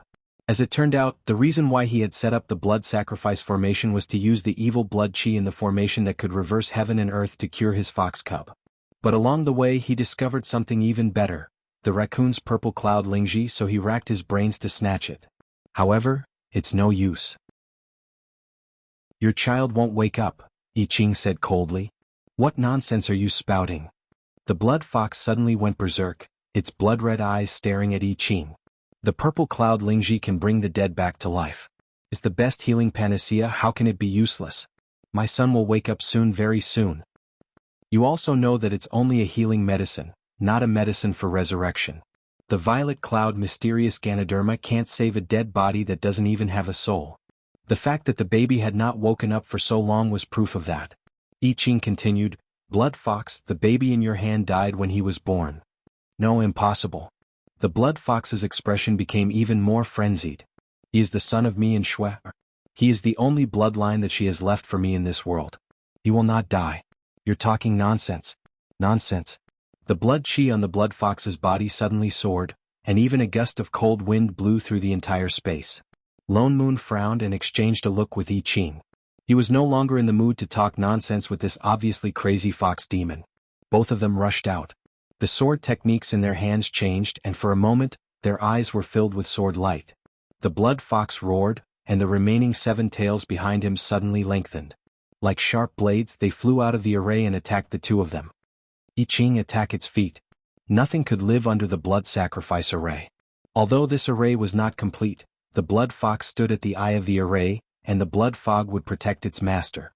They could not hurt it unless they forced it out of the array. I Ching nodded. The surrounding spirit swords turned and blocked the blood fox's attack. The sword tip directly attacked the feet of the demon fox. "Damn it." The blood fox roared angrily and hurriedly withdrew one tail to block in front of him. In an instant, another tail was cut off. Although he could block the first wave of sword techniques, he could not block the second wave. The spirit sword stabbed into the ground under his feet, right at the eye of the array. The array immediately darkened. Seeing that the sky full of swords was about to rain down, the blood fox had no choice but to retreat and fly out of the center of the array. Without the support of the blood sacrifice array, the blood chi on its body suddenly decreased by half, and the sky full of sword chi became even sharper. Lone Moon and I Ching took the opportunity to attack the array. Just as they were about to destroy the array, the ground suddenly lit up with a blinding white light, and the entire space was reflected in white. A huge array suddenly appeared, and instantly covered the original blood array. They only felt their bodies become heavy, and they were directly suppressed by the array until they knelt on one knee. Even the spirit chi on their bodies began to flow continuously into the array. Damn it, they fell into a trap. Ha ha ha. Standing outside the array, the blood fox suddenly laughed maniacally and looked coldly at the 2 of them. Did you really think that I would not prepare anything and just sit here and wait for death?" Lone Moon's face darkened, but his body seemed to be pressed down by 1,000 pounds. He could not move at all, and even conjuring a few seals was useless. What exactly was this array? Why could even he not break through it? And it seemed to be able to absorb the spirit chi on their bodies. He took a closer look at the lines on the array, but found that there were some talismans on it that he could not understand. They looked like ancient words. This is an ancient soul-destroying array. His eyes widened in shock. Oh, so you know this array? The blood fox looked at him with some surprise, but his eyes became even more fierce. That's right, this is indeed an ancient array, but I did not know what it was before. But as long as it can control you, it's fine. You deliberately let us into the array. The ancient soul-destroying array was an array that had long been lost. Legend had it that it could absorb the spirit chi of any living creature in the array. He had only seen descriptions of this array in some ancient books. This array was definitely not set up by the fox demon. It was very likely that it had been here all along, and the fox demon had discovered it, so it deliberately set up the array eye of the blood sacrifice array here. And when they attacked just now, the spiritual chi just happened to reactivate this array. If you're right, I just tried. The purple cloud Lingji really cannot save my son. With a sweep of his fox tail, he directly swept the box on the altar to the ground. Gift. The civet cat reflexively wanted to pick it up, but was suppressed by the array and could not even get up. But, you can. The blood fox's tone changed, and his expression became even more excited. He looked at I Ching and Lone Moon as if he was looking at a gluttonous feast. Ah! I did not expect the Black Heaven sect to directly give me a soul formation and a nascent soul cultivator. With the cultivation of the two of you, in addition to this blood sacrifice array, I can once again summon my son's soul, and he can be resurrected. You still want to massacre the city? Lone Moon looked anxiously at the blood fox. So what if I slaughter them? The blood fox's expression became even more frenzied. As if thinking of something, he gritted his teeth and the murderous intent in his eyes almost overflowed. Those stupid mortals should have died long ago. It's them, they killed my Schwer. What do they mean by humans and demons are different? It's all bullsh**. Schwer and I were truly in love. What has that got to do with them? Schwer was the love of my life, but she died because of them. They should pay with their lives. Holy shit, this was supposed to be a love story? He was wondering why the dead baby in his arms was in the shape of a human. It turned out that the birth mother was a human. Chapter 36. If it wasn't for that golden core cultivator who meddled in other people's business and came looking for death, my blood sacrifice array would not have been delayed until now. He snorted coldly and swung his fox tail, sweeping away the spirit sword stuck in the eye of the array. The blood sacrifice array was activated again, and the dazzling white light and red light appeared again. But it's not bad now. After my son is resurrected, as long as he eats the two of you, he can at least form his core directly. Ha ha ha. Stop. Lone Moon watched as the blood sacrifice array began to spread in all four directions at an extremely fast speed. Most of the blood was flowing directly in the direction of the small town. Lone Moon became even more anxious. Blood Fox, if you dare to massacre the entire city, my Black Heaven sect will not let you off. The Blood Fox laughed even louder. Black Heaven sect, so what? There are only the two of you here, plus a good-for-nothing civet cat. As long as I kill you, who will know that this array was set by me? That? Suddenly a voice sounded. Shining, who had not spoken in the array, raised a hand. You seem to have forgotten about me. Who are you? The blood fox was shocked and turned his head violently. When did this person come in? Was there such a person just now? And, why are you fine? In the ancient spirit extermination array she could actually move freely. How was this possible? Shining. Lone Moon was delighted. Holy shit, he actually forgot that this cheat was also here. Quick, destroy this spirit extermination array. What array? Shining looked around. How was she going to destroy it? This one on the ground, it's glowing white. Lone Moon shouted.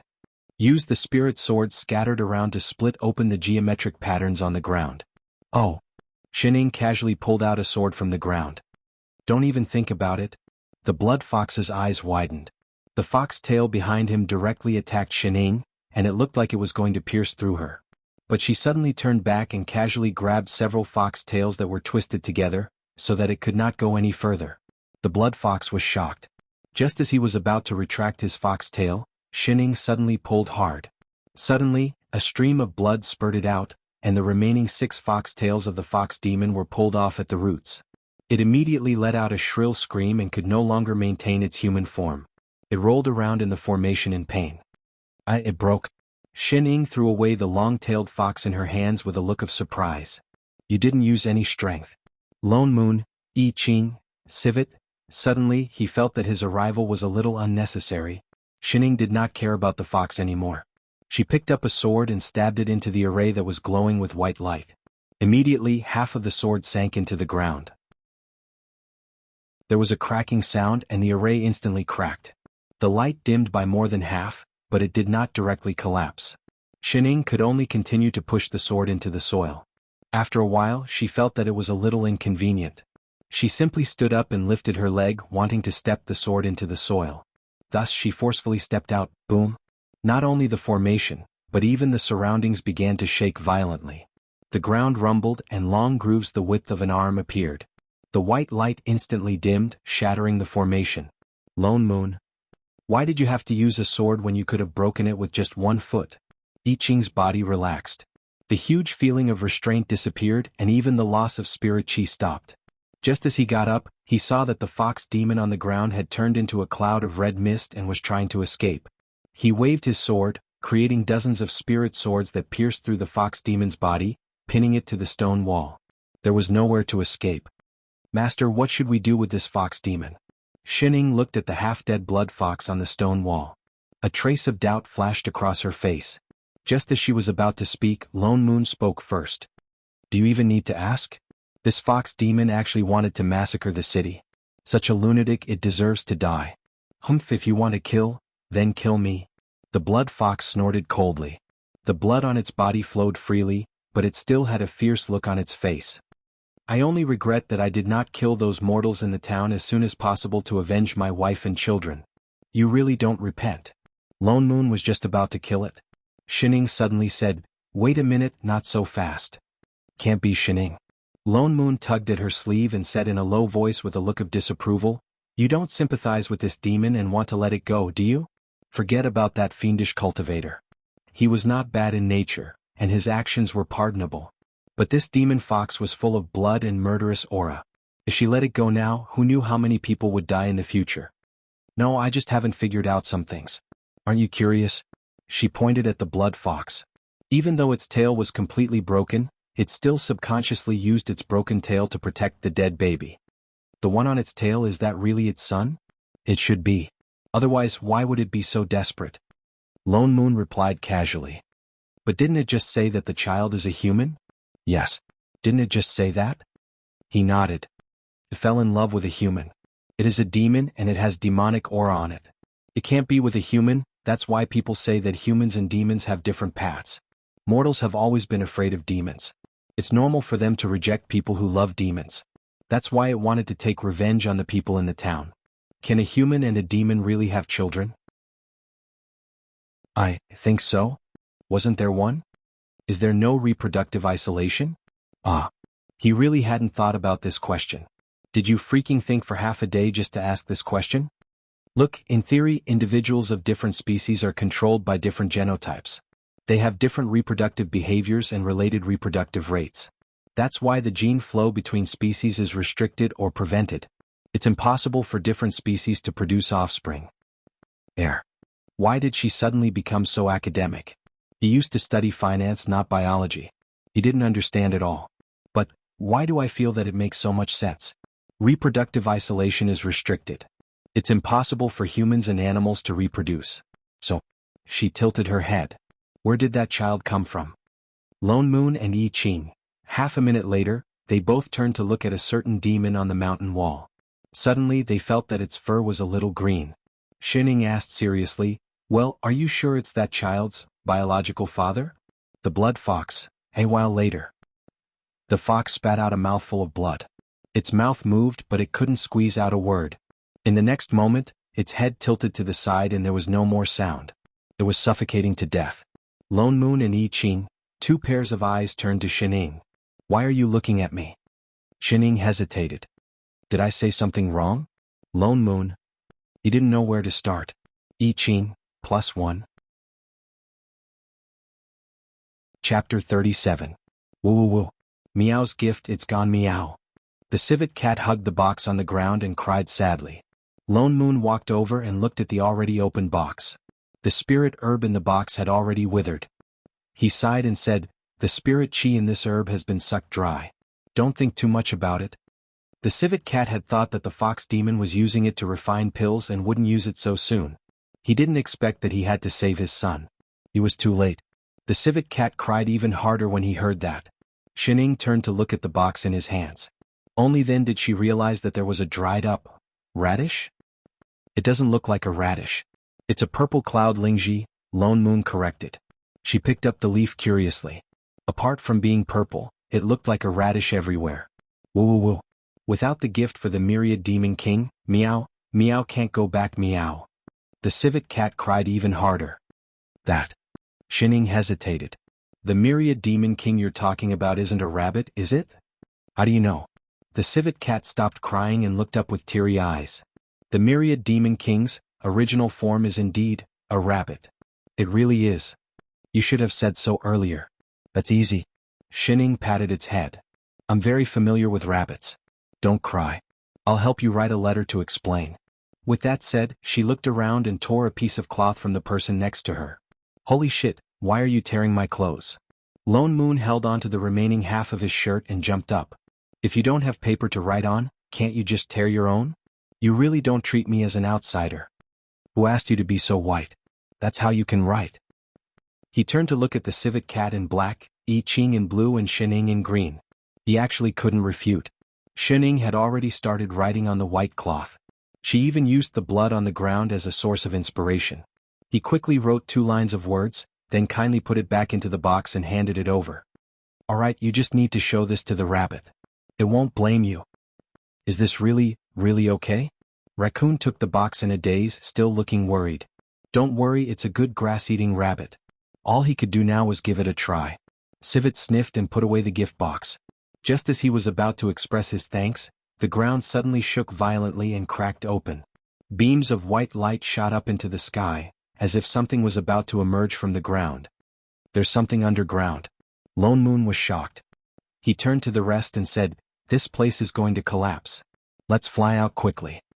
With that said, he hurriedly turned to fly on his sword. Master. I Ching hurriedly pulled Shining back onto the sword. Together with the civet cat who had turned back into black chi, they flew out of the deep pit. When they came out to take a look, they realized that it wasn't just the crater. Even the ground within a radius of 7 or 8 kilometers was cracking. Dazzling white light shot into the sky from the cracks. The entire ground suddenly protruded and the earth quaked. Something huge was rising from the ground, and it was getting taller and taller. After a while, it finally left the ground and rose into the air. Only then did they see that it was a huge stone peak. It looked even bigger than the main peak of the Black Heaven sect.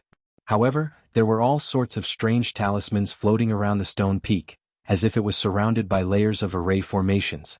As the stone peak rose into the air, the top of the peak began to flash with lightning and thunder. A purple bolt of lightning pierced through the air, and the air suddenly began to distort. In a short while, a translucent entrance that looked like a water mirror appeared on the peak. Faintly they could see another world inside. The immortal mountains were vast, and the spirit chi in the mountains was so dense that it was shocking. There was even a faint 7-colored mist. No, that was not spirit chi, it was immortal chi. This is the entrance to the ancient mystic realm.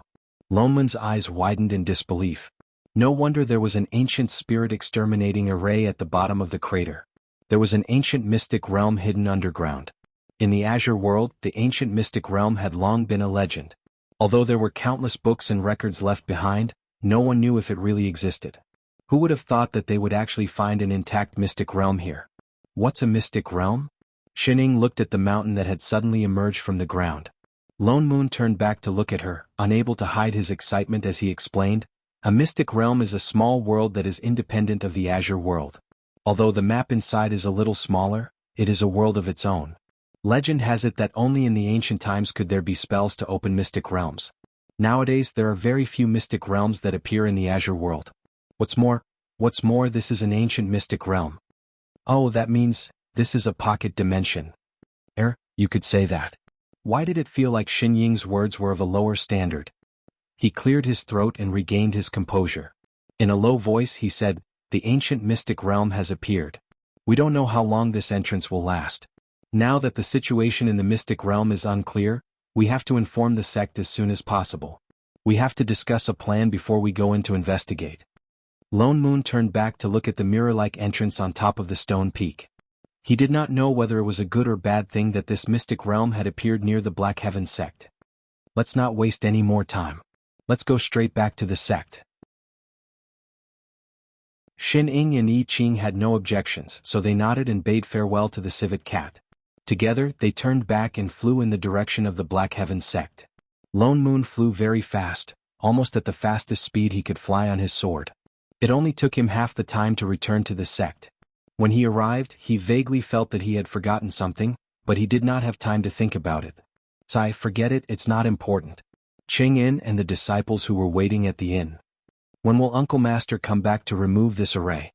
At the same time, in the Pantheon of Demons, the rabbit monarch, who had finally received a congratulatory gift, opened the crumpled white cloth in the box. Instantly, its legs gave way and it almost fell off its throne. On the cloth was written, "Rabbit, I'm taking the carrot that the cat gave me, don't blame it. Shining Shin. Exalted Immortal Shen." Was it blind? Was this really written by Exalted Immortal Shen, whom it had not seen for a long time? But in this world, she was the only one who called the purple cloud Lingji a carrot. But it was fine if she took the congratulatory gift, but why did she write a letter in blood? Was it a threat? This was a blatant threat. But, what did Bunny do wrong? Why didn't Exalted Immortal say it? The rabbit monarch's little heart trembled. Once again, it felt the fear of being ruled by a glutton on the night of the 1,000 demon meat. It's over, what do I do? It thought for a moment, then immediately turned around and ordered, "Someone hurry, check what else is in the treasury, send everything to Exalted Immortal Shen's old residence. Yes, leave nothing behind. Also, go and clean up Exalted Immortal Shen's old residence. Yes, the kind that is spotless. Forget it, I'll go myself." Chapter 38. I'll go to the main peak to look for Shichio. As soon as they returned to Black Heaven sect, Lone Moon gave them a few instructions. He did not bother about the other two and hurriedly went to find the sect leader to discuss the mystic realm. I Ching sent Shining back to Ingyuan Peak and looked at the sky. "It's almost noon. Master, please wait for a moment. I'll go collect today's ingredients and be back soon." "All right." Shining nodded. She turned around and entered the house. She sprawled on the stone table and dozed off. So tired. She did not sleep at all to deal with the green fox. She was really sleepy. After lying there for a while, his upper and lower eyelids were about to fall in love. I Ching, who had just left, came back with a conflicted look. "So fast?" Shining tilted her head and glanced at him. "Where's the food you collected? Didn't he go to collect the ingredients? Why did he come back empty-handed?" "Master." I Ching looked guilty. "The people from the External Affairs Hall said that our monthly amount of spirit rice has been collected." She was stunned. "Isn't there an unlimited supply? I just found out too. There is a limit to the monthly supply of spirit rice." If he had known earlier, he would not have made so many pastries. It was all that freeloader's fault. Yes, he must have eaten too much and caused Master to have no rice to cook. "The External Affairs Hall said that we can use spirit stones to exchange with other disciples, but..." Xin Ying's mouth twitched. "I understand. They had no money." After a few months, she finally remembered the biggest crisis since she transmigrated: poverty. "Don't worry, Master. In 2 days it will be the day of the sect's distribution. I can collect my spirit stones then." I Ching immediately comforted her. "And there are many beasts around Black Heaven sect. Master may have to eat some meat these few days. I'll go catch it now." "What a good chef." Shining sighed. As a master, she was so poor that she could not even afford to pay for a meal. She even had to let her disciple hunt for wild animals. It was really too convenient. "Then I'll leave it to you." Shining patted his shoulder. "Go, I'll wait for you." "Yes, Master."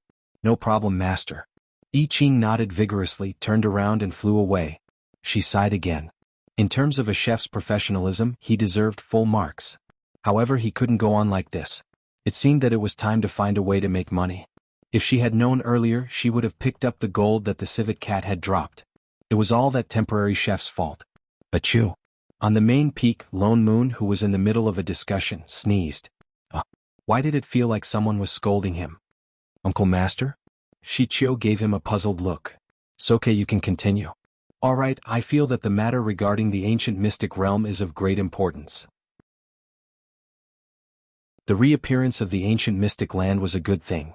When he first heard the news, he was ecstatic. After all, it was an ancient mystic land. Moreover, no one had ever set foot in it before. Who knew how many rare treasures were hidden inside? Who wouldn't like it? Who wouldn't be excited? However, after the ecstasy, a bit of worry surfaced in his heart. Before the spiritual light shot into the sky, the various sects must have sensed it and sent people to investigate. It won't be long before everyone knows about this. Yes, I'm aware of that.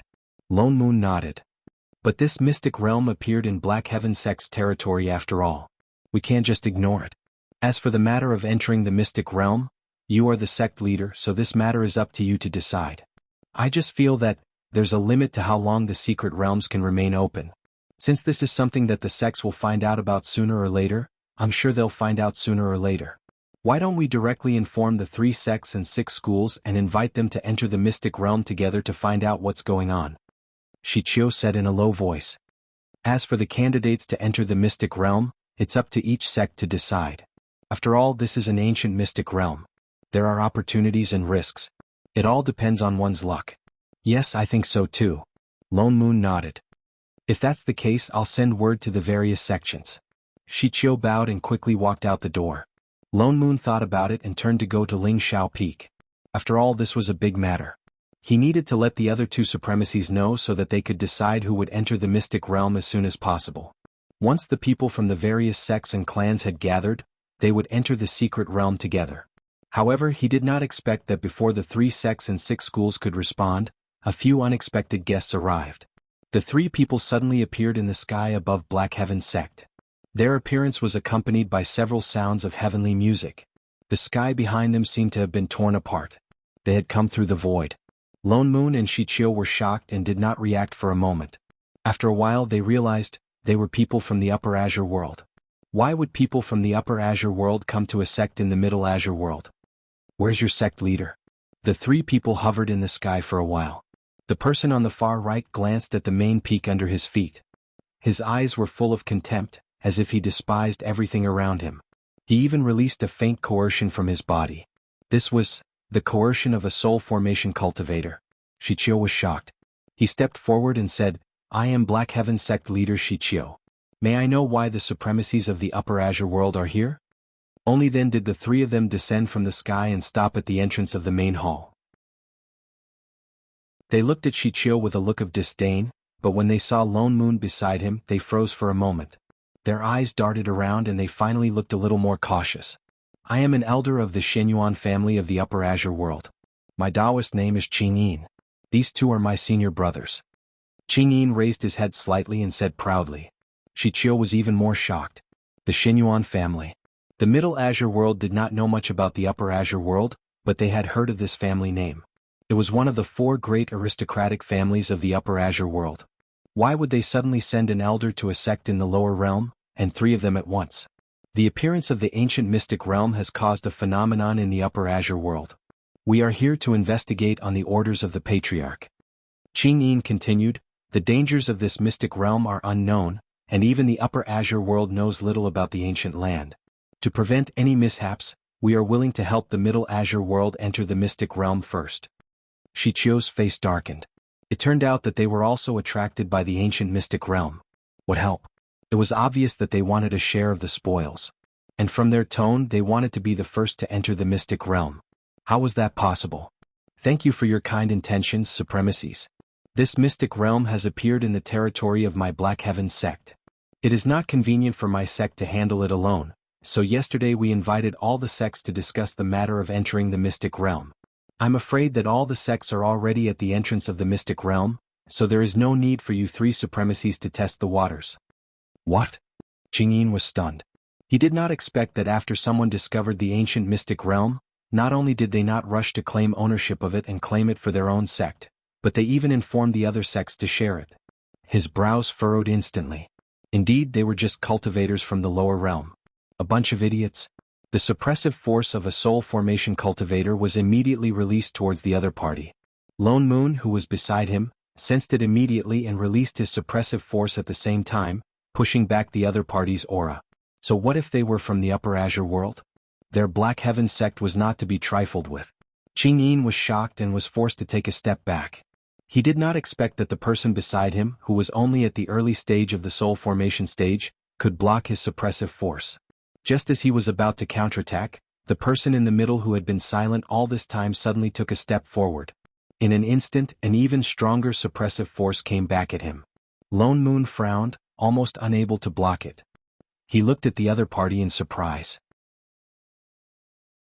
This was not the suppressive force of a soul formation cultivator. This person was a traveling immortal who had achieved disintegration. The so-called traveling immortal referred to cultivators who had reached the ascension stage but failed to ascend. In order to save their lives, they had no choice but to disintegrate and become traveling immortals. Although traveling immortals were also cultivators, they were not considered real immortals. However, they were stronger than the soul formation cultivators. It was just that after disintegration they no longer had the chance to ascend. What was so special about the ancient mystic realm that it made the resource-rich Upper Azure world send 3 high-level cultivators, one of whom was even a traveling immortal, over there? Chapter 39. You're a sword cultivator. The traveling immortal was shocked as well. An early-stage soul formation cultivator could actually remain unscathed under his coercion. Only a sword cultivator could do that. Yes. Lone Moon answered and became even more vigilant. Senior brother Qinglan and the rest. Qing Yin stepped forward as if he wanted to say something. Forget it. The traveling immortal cut him off. Since this matter has already been publicized, let the others enter if they want to. But we have already warned you about the risks inside. Take care of yourselves. Qing Yin seemed to have thought of something and his lips curled into a malicious smile. That's true. Anyway, only cultivators with at least nascent soul cultivation can enter the mystic realm. Other sects can also enter if they want. Every ancient realm is filled with ferocious beasts. Let's see how many of you are willing to enter. Only nascent soul cultivators can enter. Shichio's eyes widened in shock. Only nascent soul cultivators and above could enter the mystic realm. Although Black Heaven sect had many nascent soul cultivators, they could not compare to the Upper Azure world. And from his tone, even nascent soul cultivators would not be able to go deep into the mystic realm. The entrance to the ancient mystic realm usually only opens once every 5 to 1,000 years, and it lasts for 3 months at most. You immortal sects from the lower realm better hurry up. Qing Yin laughed mockingly. The 3 of them rode on their swords and disappeared into the sky. Needless to say, they must have entered the mystic realm. What should we do? The more Shichio thought about it, the more conflicted he became. Of course they had to enter and they could not be late. Who knew if the upper realm would send more people? After all, this was an ancient mystic realm. But Black Heaven sect had a limited number of nascent soul cultivators and could not send all of them in.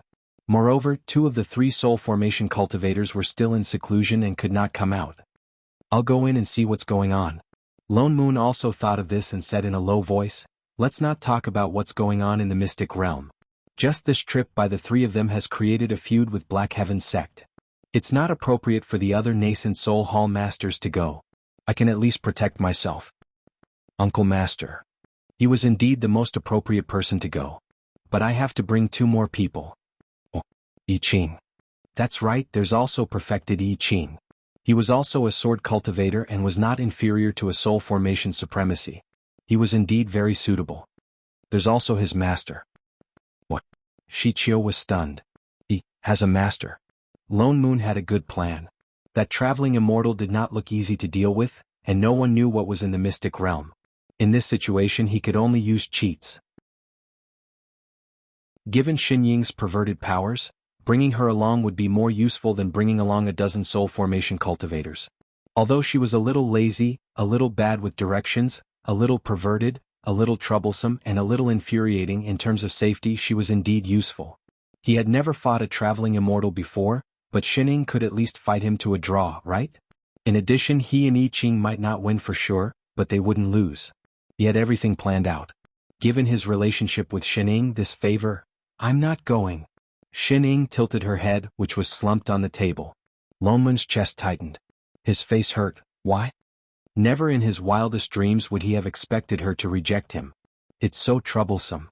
She hated going out the most. It would be better to sleep at home. Troublesome my ass. He could not help but help the pile of mud on the table up again. You should at least be polite and find a more proper reason. What the hell is troublesome? I'm not going. She leaned back on the table again. She was about to run out of food. Why bother going out? She might as well save her energy. Holy shit. Just do me a favor. We're from the same hometown. Do you have to be so disloyal? Just go into the mystic realm and you'll be back in 3 months. It'll be fast. I helped you to Sword Comprehension Peak last time. You should return the favor. It's not suitable to go out now. What? I want to hibernate. The corner of Loneman's mouth twitched. It's spring now. Oh, then hibernate in spring. Spring your ass. Lone Moon was fuming, but there was nothing he could do about this shameless person in front of him. He could only continue to persuade her. This is a big matter for the sect. If you help me, everyone will remember your kindness. I'm not going. There's no salary. Lone Moon felt his blood pressure rise. He had an urge to strangle the person in front of him. He took a few deep breaths to calm himself down. After some thought, he took out a bag of spirit stones from the storage bag beside him and slammed it on the table. Salary. Xin Ying's eyes narrowed into slits. She moved forward like a pile of mud. She opened the bag and saw that it was filled with superior-grade spirit stones. Air. The lazy person was getting restless. 3 months is too long. The damn homebody had never been away from home for so long. Boom. Another bag slammed on the table. The lazy person on the table immediately stood up. She stepped forward and held Loneman's hand. She said righteously, Father Nyo. When do we set off? Get lost. Who's your Father Nyo? Alright, Father Nyo. She picked up the 2 bags of spirit stones and turned to run towards the kitchen. As she ran, she said proudly, Chef, we have money now. Shall we go buy some groceries? Yes, Master, no problem, Master. Master is so amazing. To hell with friendship. By the time Lone Moon rushed to the entrance of the mystic realm, all the sects had already arrived. Outside the stone peak, there was a dense crowd of cultivators. Because they did not know beforehand, there were cultivators of all levels of cultivation who came. In front of the entrance of the mystic realm, the 3 people from the Upper Azure world had also arrived. They stood at the front. Perhaps they had already told everyone that only cultivators above the nascent soul stage could enter the mystic realm. Many cultivators from the 3 sects and 6 schools looked disappointed. Seeing him appear, the cultivator called Qing Yin deliberately looked at him and smiled mysteriously. Sword cultivator from the Black Heaven sect. Ha, we'll meet in the mystic realm. With that said, he followed the other 2 and jumped into the mirror-like entrance. Lone Moon frowned. It seemed that this Qing Yin was still holding a grudge against him for using his coercion to force him to retreat at the Black Heaven sect. And he had already made up his mind to make things difficult for him inside. Fortunately, he had brought a cheat. He greeted the cultivators from the various sects he was familiar with and did not stay for long. He flew in with I Ching and Shining. The moment they passed through the mirror-like water, they felt a sudden silence. In front of them was a vast expanse of whiteness. Their vision was blocked for a moment. In less than 3 breaths, they arrived in a completely unfamiliar dense forest. The air was filled with spirit chi that was tens of times thicker than the outside world. It was refreshing. He looked around but did not see Qing Yin and the others who had entered first. There was no sign of any other cultivators either. It seems that the location of the mystic realm's entrance is random. Lone Moon looked at I Ching and said, Fortunately, we used the shadow tracking spell on ourselves beforehand. Otherwise we wouldn't have to. Where's Shining? He looked left and right and even turned a few rounds to look but still did not see that foodie. Holy shit, the cheat was lost. He clearly used the shadow tracking spell. At that moment, Shining. She looked at the huge monster that had suddenly appeared in front of her, which was as tall as a mountain. Was this edible? Chapter 40. Shining yawned. By the time she reacted, she was left alone in this forest.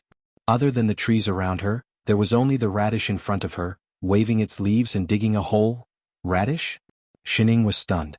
Were all the plants in this world the same? Why did they all look like radishes and this one could actually move? She couldn't help but poke its leaves. Hey, what are you doing? Gee. The radish slowly turned its white and plump body and glanced at her. It seemed to be startled and began to dig the hole even faster. Gee. It didn't care if the hole was dug properly or not, and the whole radish desperately stuffed itself into the half-dug hole. It even scooped up 2 handfuls of soil and scattered it on the leaves on top of its head. Then it assumed a natural pose and stopped moving. The corner of Xinying's mouth twitched. She looked at the radish in front of her. It seemed to say, You can't see me, you can't see me, you can't see me.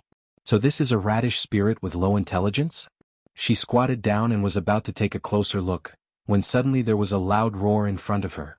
She looked up and saw a huge monster as tall as a mountain. She didn't know when it had jumped out. Two eyes as big as car lights were staring at the radish spirit in the hole in front of her. Suddenly, it opened its mouth and bit the ground. The radish spirit's body, which was originally green, instantly turned pale. It didn't pretend to be a plant anymore. The moment the huge beast bit down, it jumped out of the pit and ran around in panic. Gggggg, it had no direction at all. After running one round, it hit the tree head-on, the leaves on its head swayed. It turned around and looked around as if there was no place to hide. Suddenly, it rushed towards her and burrowed into the hem of Xin Ying's clothes. It trembled like an ostrich, only revealing half of the snow-white radish tip. The giant beast didn't manage to bite the radish, but it directly bit a big hole in the ground. It seemed to be angered and its eyes widened. It looked up and looked straight at Xin Ying, instantly treating her as an enemy who snatched the radish. The scales on its body exploded and it opened its mouth to roar threateningly at her. Roar! A gust of wind with a strong fishy smell instantly blew on her face. The giant beast opened its mouth wide again as if it wanted to swallow Xin Ying whole. Xin Ying's brows furrowed. She reached out and slapped him. It stinks. With a bang, the monster's head smashed into the ground like an iron ball, creating an even bigger pit. The huge impact even caused the ground to tremble. Half of the monster's body was instantly buried in the ground, the kind that could not be pulled out. The 6 feet it had left on the ground straightened, and there was no more movement. Xin Ying frowned and fanned herself in front of her nose. After a while she fanned away the stench. This little animal had such a big breath. She tilted her head and looked at the mountain-like piece of meat in front of her. She thought about its edibility. Could it be eaten with bad breath? Unfortunately, Chef was not by her side. She thought about it and decided to give up. She would find Chef and Father Nyo first. Thus he turned around and looked for a random direction to look for someone. "Why are you following me?" Just as he took 2 steps, he turned around and saw that there was an extra tail behind him. The radish spirit was hopping after him. GG. The radish shook its leaves and hopped over at a faster speed. A few of its leaves wrapped around her leg as if trying to please her. It said excitedly, "GGGG, what the hell was that?" Xin Ying shook her leg and shook off its leaves. Go go go. Go squat in your radish pit." She did not like radishes. Gee. Its voice deepened and even its leaves withered. The whole radish looked sad from being rejected. Xin Ying could not be bothered with it. Just as she was about to continue looking for someone, she suddenly heard 2 familiar voices coming from not far ahead. "Xin Ying, Master?" The voices rose and fell continuously as if they were broadcasting on a loop. The corner of Xin Ying's mouth twitched. She turned around and walked in that direction. When she passed by the giant beast, she pulled it out and dragged it away. Everywhere she went, the trees fell to the ground, stirring up a cloud of dust. It was like a sandstorm had covered half the forest. Now there was Chef. 100 miles away, the Upper Azure World Trio. What's that sound? Qing Yin paused and looked into the distance. What's happening in front? Why is the sky suddenly filled with yellow sand? Someone must have been unlucky enough to meet a ferocious beast, Qinglan answered. From the looks of it, it's most likely the beast king of this forest. It's at least a 12th level beast. Then there's no other way. We can only change direction. Go. To prevent the situation from happening again, where she was on the other side of the river but could not be found no matter what, Yi Qing and Lone Moon shouted for a whole hour before they finally saw Xin Ying strolling towards them. She was even dragging a mountain. "Master." Yi Qing stepped forward to greet her. "Hey, Chef." Xin Ying waved her hand in greeting. "What's this?" Lone Moon looked at the giant beast behind her. The roar he heard just now, could it be this? "Why did you drag this thing over?" "Meat," she replied matter-of-factly. She turned to Yi Qing and said, "You haven't had lunch, right? Come, Chef. See which part of the meat is good and choose whatever you like." The corner of Lone Moon's mouth twitched. "You're the only one who wants to eat meat. You're a foodie indeed. You can't forget to eat no matter what." "Master, this can't be eaten," Yi Qing answered with a troubled expression. "Why?" She hesitated. "Why didn't you say so earlier?" Lone Moon rolled his eyes at her. "This is a poisonous beast with poison all over its body. If you don't want to die, you can try." With that said, he took a step forward and looked at the beast carefully. But, with a wave of his hand, He conjured a wind blade and slashed at the top of the beast's head. Immediately, a large hole was cut open and a green light flashed inside. An emerald-like bead immediately floated out. Lone Moon immediately conjured a seal and sent a spell over. The bead struggled for a while before floating back into his palm. This inner core is good stuff. A 12th level poisonous beast's inner core can cure hundreds of poisons. He conjured a fire elemental spell. Instantly, the mountain-sized corpse of the beast was engulfed in flames and turned into ashes. Oh yes, where did you find this poisonous beast? By right, 12th level poisonous beasts could transform long ago. They would not easily appear in their original forms unless they had a purpose. Over there. Shining pointed behind them. Why are you asking? Master. I Ching took a step forward and explained, usually there are treasures beside high-level beasts. Now that this beast is dead, the treasures it was guarding have become ownerless. Oh. Understood. In other words, the beast was killed, but the treasure was not taken. Think carefully. Is there anything else around this poisonous beast? Lone Moon asked as he handed over the inner core in his hand. Shining thought for a moment. Suddenly, she lifted the hem of her clothes and bent down to pick something up from her leg. Does the leg pendant count? Gee, the radish that was suddenly pulled out waved its leaves cooperatively. The two of them were stunned. Their eyes widened and they said in unison, Vegetation Spirit. Vegetation Spirit. Chapter 41. What's a vegetation spirit? Shining paused. It looked like a radish no matter how she looked at it. A vegetation spirit is a living thing formed by the accumulation of spirit chi, Lone Moon explained.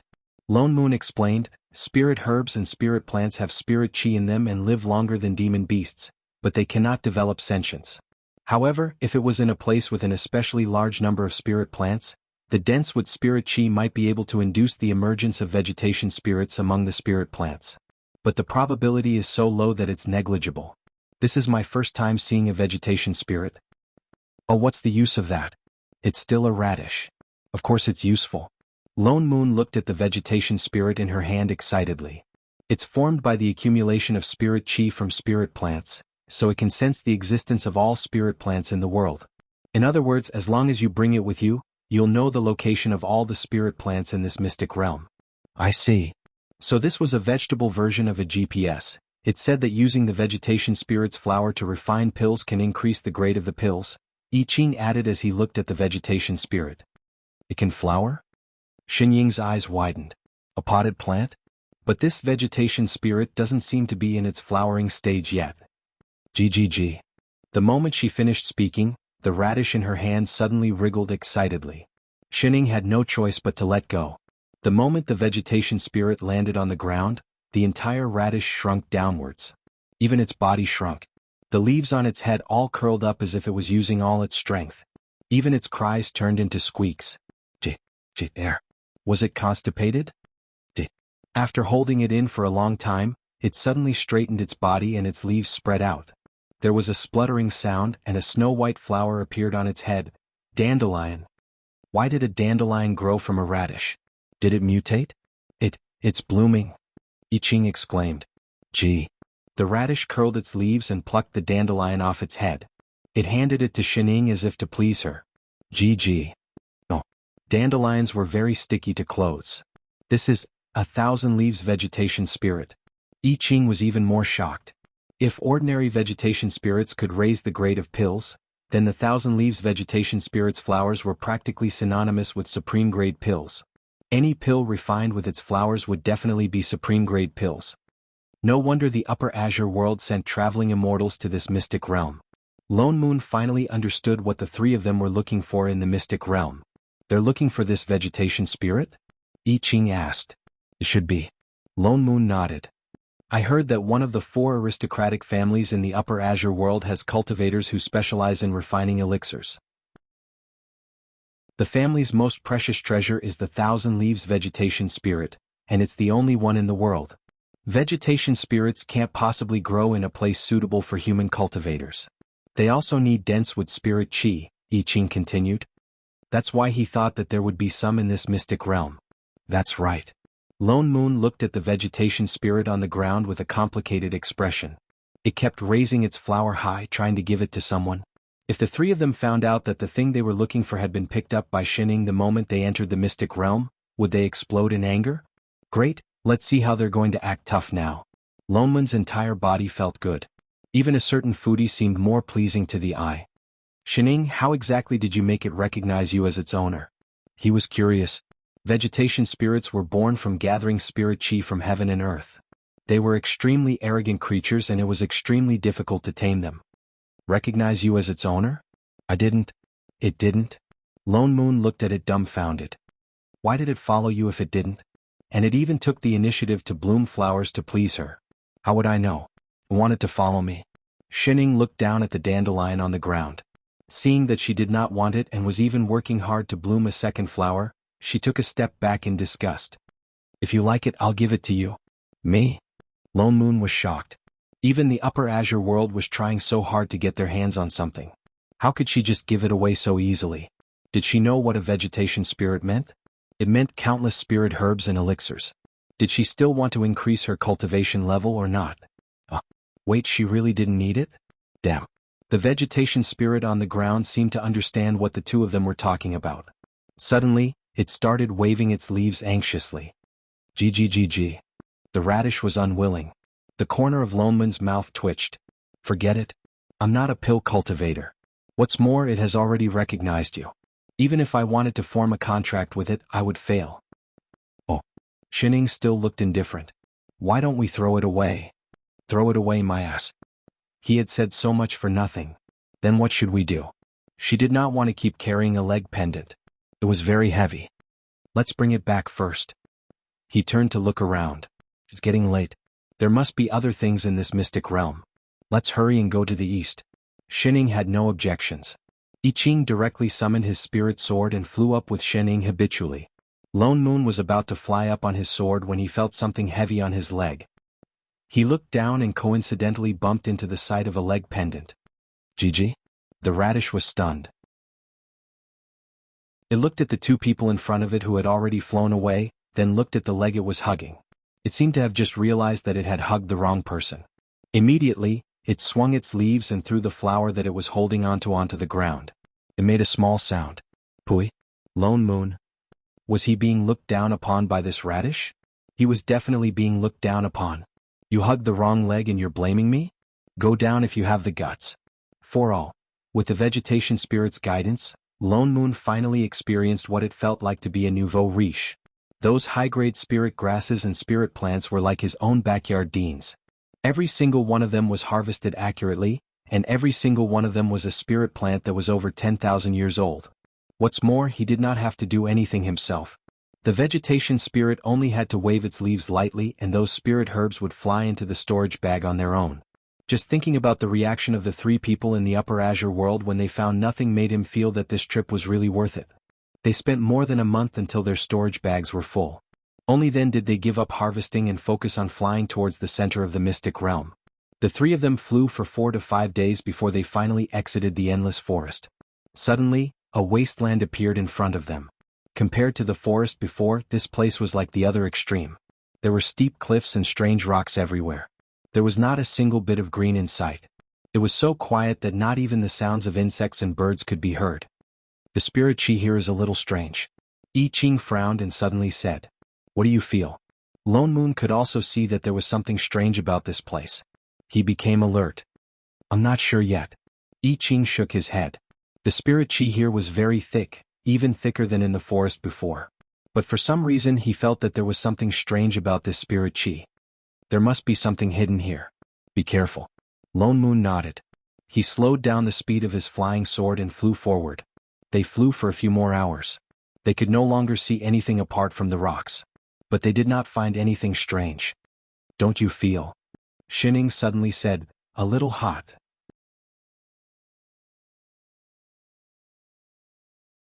Chapter 42. What's a vegetation spirit? Shining paused. It looked like a radish no matter how she looked at it. A vegetation spirit is a living thing formed by the accumulation of spirit chi, Lone Moon explained. Lone Moon explained, spirit herbs and spirit plants have spirit chi in them and live longer than demon beasts, but they cannot develop sentience. However, if it was in a place with an especially large number of spirit plants, The dense wood spirit chi might be able to induce the emergence of vegetation spirits among the spirit plants. But the probability is so low that it's negligible. This is my first time seeing a vegetation spirit. Oh, what's the use of that? It's still a radish. Of course it's useful. Lone Moon looked at the vegetation spirit in her hand excitedly. It's formed by the accumulation of spirit chi from spirit plants, so it can sense the existence of all spirit plants in the world. In other words, as long as you bring it with you, you'll know the location of all the spirit plants in this mystic realm. I see. So this was a vegetable version of a GPS. It said that using the vegetation spirit's flower to refine pills can increase the grade of the pills, I Ching added. Can bloom? Xinying's eyes widened. A potted plant? But this vegetation spirit doesn't seem to be in its flowering stage yet. GGG. The radish in her hand suddenly wriggled excitedly. Xinying had no choice but to let go. The moment the vegetation spirit landed on the ground, the entire radish shrunk downwards. Even its body was curled up. The leaves on its head all curled up as if it was using all its strength. Even its cries turned into squeaks. Air. Was it constipated? After holding it in for a long time, it suddenly straightened its body and its leaves spread out. With a puff, a snow-white flower appeared on top of his head. Dandelion. Why did a radish grow a dandelion? Did it mutate? It's blooming. I Ching exclaimed. The radish curled up its leaves and plucked the dandelion off its head. It handed it to Xinying as if to please her. GG. No. Dandelions were very sticky. This is the thousand leaves vegetation spirit. I Ching was even more shocked. If ordinary vegetation spirits could raise the grade of pills, then the thousand leaves vegetation spirit's flowers were practically synonymous with supreme grade pills. Any pill refined with its flowers would definitely be supreme grade pills. No wonder the Upper Azure world sent traveling immortals to this mystic realm. Lone Moon finally understood what the three of them were looking for in the mystic realm. They're looking for this vegetation spirit? I Ching asked. It should be. Lone Moon nodded. I heard that one of the 4 aristocratic families in the Upper Azure world has cultivators who specialize in refining elixirs. The family's most precious treasure is the thousand leaves vegetation spirit, and it's the only one in the world. Vegetation spirits can't possibly grow in a place suitable for human cultivators. They also need dense wood spirit chi, I Ching continued. That's why he thought that there would be some in this mystic realm. That's right. Lone Moon looked at the vegetation spirit on the ground with a complicated expression. It kept raising its flower high, trying to give it to someone. If the three of them knew that the thing they were looking for had been picked up by Xinying the moment they entered the mystic realm, would they explode in anger? Great, let's see how they're going to act tough now. Lone Moon's entire body felt good. Even a certain foodie seemed more pleasing to the eye. Xinying, how exactly did you make it recognize you as its owner? He was curious. Vegetation spirits were born from gathering spirit chi from heaven and earth. They were extremely arrogant creatures and it was extremely difficult to tame them. Recognize you as its owner? I didn't. It didn't? Lone Moon looked at it dumbfounded. Why did it follow you if it didn't? And it even took the initiative to bloom flowers to please her. How would I know? It wanted to follow me. Xinying looked down at the dandelion on the ground. Seeing that she did not want it and was even working hard to bloom a second flower, she took a step back in disgust. If you like it, I'll give it to you. Me? Lone Moon was shocked. Even the Upper Azure world was trying so hard to get their hands on something. How could she just give it away so easily? Did she know what a vegetation spirit meant? It meant countless spirit herbs and elixirs. Did she still want to increase her cultivation level or not? Wait, it seemed like she really did not need it? Damn. Instead, the vegetation spirit on the ground seemed to understand what the two of them were talking about. Suddenly, it began to wave its leaves anxiously. GGGG.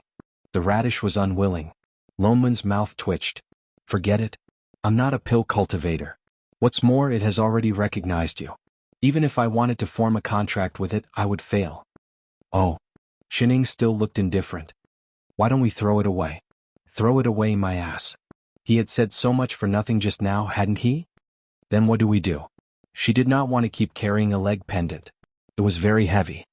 Let's bring it back first. He turned to look around. It's getting late. There must be other things in this mystic realm. Let's hurry and go to the east. Xinying had no objections. I Ching directly summoned his spirit sword and flew up with Xinying habitually. Lone Moon was about to fly up on his sword when he felt something heavy on his leg. Looking down, he coincidentally bumped into a leg pendant. GG? The radish was stunned. It looked at the two people in front of it who had already flown away, then looked down at the leg it was hugging. It seemed to have just realized that it had hugged the wrong person. Immediately, it swung its leaves and threw the flower that it was holding onto the ground. It made a small sound. Pui? Lone Moon. Was he being looked down upon by this radish? He was definitely being looked down upon. You hugged the wrong leg and you're blaming me? Go down if you have the guts. For all.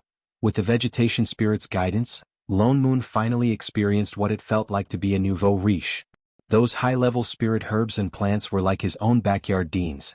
They were all spirit herbs that were more than 10,000 years old and above. What's more, he did not have to do anything himself. The vegetation spirit only had to wave its leaves lightly and those spirit herbs would fly into the storage bag on their own. Just thinking about the reaction of the three people in the Upper Azure world when they failed to find anything, he felt that this trip was really worth it. They spent more than a month until their storage bag was full. Only then did they give up harvesting and focus on flying towards the center of the mystic realm. The three of them flew for 4 to 5 days before they finally exited the forest that stretched as far as the eye could see. Suddenly, a wasteland appeared in front of them. Compared to the forest from before, this place seemed to be the other extreme. There were steep cliffs and strange rocks everywhere. There was not a single bit of green in sight. It was so quiet that not even the sounds of insects and birds could be heard. The spirit chi here is a little strange. I Ching frowned and suddenly said, "What do you feel?" Lone Moon could also see that there was something strange about this place and became wary. "I'm not sure yet." I Ching shook his head. The spirit chi here was very thick, even thicker than in the forest from before. However, for some reason he felt that there was something strange about this spirit chi. There must be something hidden here. Be careful. Lone Moon nodded. He slowed down the speed of his flying sword and flew forward. They flew for a few more hours. They could no longer see anything apart from the rocks. However, they did not find anything strange. "Don't you feel?" Shining suddenly said, "A little hot." Chapter 43. Fellow Taoist, although this Thousand Leaves vegetation spirit is a treasure, it's only a treasure to a core cultivator. You are a sword cultivator, this thing is of no use to you. Why don't you give it to the Shen Yuan family? Qing Lan's expression changed. He smiled and stepped forward. "Don't worry, fellow Taoist. I promise that as long as you give it to us, we will discuss any treasures we find in this immortal palace. We will not make things difficult for you." Lone Moon's expression darkened. He had seen shameless people before, but not to this extent. What he meant was that he wanted them to give the Thousand Leaves vegetation spirit to them. What a good plan, fellow Taoist. You want to take the Thousand Leaves vegetation spirit we found with empty promises? This vegetation spirit has its own sentience and might not even follow you. Forgive me for being blunt. He looked at Qing Yin, who seemed to be doing him a favor, and said word by word, "Don't you have any King shame?" The three men's expressions darkened. Qing Yin snorted. "You want to do this the hard way? Let's see what you're capable of. Senior brother, there's no need to waste words with him. Take him down first." With that, he summoned his Dharma artifact and charged forward. Since his threats had failed, he wanted to take it by force. Lone Moon laughed coldly and put the vegetation spirit into his storage bag. As he summoned his weapon, he whispered, "Shining, I'll leave the one in the middle to you later." Shining answered. Lone Moon blocked Qing Yin's attack with his sword. The two rays of sword chi collided, and the remnant sword chi split open the surrounding area. Their cultivation levels were similar, but Lone Moon was a sword cultivator after all. His sword chi was naturally different from that of ordinary cultivators. He forced Qing Yin back a few meters. "Humph, you overestimate yourself." Traveling immortal Qing Lan frowned and snorted coldly. He glanced at the other cultivator beside him and flew forward to attack as well. I Ching went straight for the other cultivator. As a traveling immortal, Qing Lan did not care about the nascent soul I Ching at all. He followed Qing Yin and charged at Lone Moon, who had the highest cultivation level. Lone Moon had just forced Qing Yin back with his sword when Qing Lan's traveling immortal aura appeared in front of him. The sword was about to land on his opponent. Suddenly, Qing Lan felt something heavy in his hand. The spiritual power he had just condensed dissipated. His hand had been grabbed by someone. He was shocked. Ever since he became a traveling immortal, this was the first time someone had gotten close to him without him noticing. He opened his eyes wide and looked back, only to see a casual face. Who was this person? When did it appear? Before he could figure it out, he saw the woman say casually, she said, leave it to me. The kind that gave him money. So please cooperate. Qing Lan subconsciously wanted to retreat. He tried to withdraw his hand but found that he couldn't. The hand that grabbed him seemed to have grown roots. He repeatedly formed hand seals with one hand and made a few hand seals, but he found that there was no effect at all. His hand that was grabbed still did not move at all. How was this possible? This woman's cultivation was actually so deep and profound. In the blink of an eye, thousands of thoughts flashed through his mind. His heart sank. He had been too careless. He did not expect that a small Middle Azure world would have someone who could subdue a traveling immortal. He gritted his teeth and decisively summoned his intrinsic Dharma artifact. A 3-foot-long golden sword flew directly towards the woman's chest. The woman still did not move. Just as the golden sword was about to pierce through her, there was a cracking sound. The moment the golden sword touched the woman's body, it suddenly broke into thousands of pieces. There was not a single mark on the woman's body. The intrinsic Dharma artifact was connected to his primordial spirit. Qing Lan opened his mouth and spat out a mouthful of blood. How was this possible? The woman, on the other hand, patted the broken pieces of the golden sword off her body and frowned impatiently. I'll say it again. You'd better cooperate or else. Her eyes narrowed. She grabbed his hand and suddenly swung it forcefully, throwing him out. I'll beat you up. All Qing Lan heard was a gust of wind beside his ears. His whole body flew like an arrow released from a bow toward the direction of the immortal palace behind him. With a loud crash, he smashed a huge hole in the door of the immortal palace. Only then did he stop. He rolled on the ground that was littered with rubble, unable to get up again. From the moment he was grabbed to the moment he fell to the ground, only a short span of 3 breaths. At that moment, the pitch-black immortal palace suddenly lit up due to the intrusion of an outsider. Immortal music rang out and immortal chi flourished. 5 colored rays of light filled the entire main hall. An ethereal voice that sounded like an ancient heavenly voice rang out in the hall. The heavens do not abandon us. Today we finally welcome a fated person who can inherit my mantle and continue my legacy. On the high platform, a translucent immortal soul slowly appeared. His robe was as white as snow, and immortal chi swirled around him. The person who can see through the heaven and earth of the furnace is qualified to enter my sect. I am the remnant soul of the sect master of the Elixir Yang sect, Golden Immortal Bitao. In the past 50,000 years, you are the only person who has entered my immortal palace. Now I will pass on this alchemy sect to you. I have forgotten that you have cultivated your heart and Tao. You have already achieved enlightenment. With that, he waved his hand, and a strand of immortal chi flew towards the person on the ground who was on his last breath.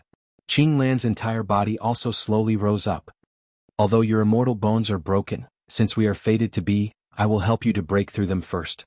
Just as the immortal soul was about to heal the person's injuries, something suddenly rushed in. The person who had just risen up was stepped back down with a thud. Xining was still stepping on the person. She turned around lazily. What did you just say? The immortal soul, 2 minutes later. The heavens do not abandon us. Today we finally welcome a fated person who can inherit my mantle and continue my legacy. See through the heaven and earth of the furnace? Are you an NPC? And you have to say your lines from the beginning. The corner of the immortal soul's mouth twitched. He almost could not maintain his sage-like demeanor. Wasn't it all because you suddenly rushed in and interrupted me? How was I supposed to know that there was another person? Oh, you 5 winky face. Oh, but it was an inheritance. It was the same no matter who he passed it to. After all, he had died long ago and was now only a remnant of his soul. For 50,000 years you are the only 2, Xining corrected. The immortal soul glanced at the person on the ground who was no longer moving. He readily changed his words. Only 2 people who entered the immortal palace. Anyone who can see through the heaven and earth of the furnace is a person with excellent perception. You being able to come here means that we are fated. Oh, you people from the immortal hometown. Is it that easy to meet people who are fated? He seemed to have said the same thing just now. Where's my knife? Anyway, from today onwards this alchemy sect's legacy is yours. No. From now onwards you must. What did you say? The immortal soul was stunned. Was this person stupid? This is an inheritance. How can you not want it? Do you know that once you refine the elixirs in the inheritance, You will be able to ascend and become an immortal? So troublesome. She scratched her head. Elixirs and whatnot. I'm not a medical student. I'm not interested. But if you have any recipes, you can give them to me. She could bring them to Chef to study. Recipes. Recipes. The immortal soul was speechless. His legacy of elixirs was not even comparable to recipes? This person must be sick in the head. Unfortunately, he had no other choice. No, you're already here. You have to take this inheritance even if you don't want it. He was rushing to reincarnate. With that said, his figure flashed and he appeared in front of Shining. He raised his hand and tapped on her forehead, intending to force the inheritance. Why was there no reaction? So he tapped a few more times, but found that the inheritance could not be transmitted. How is this possible? Do you believe that I won't beat you up if you press any harder? Shining took a step back unhappily. The immortal soul still looked at his hand in disbelief. How could this be? He raised his head and looked carefully at the person in front of him. Suddenly his eyes widened. Damn, you don't have a spirit root. Is this very important? Are you King kidding me? Without a spirit root, how did you get in here? For all.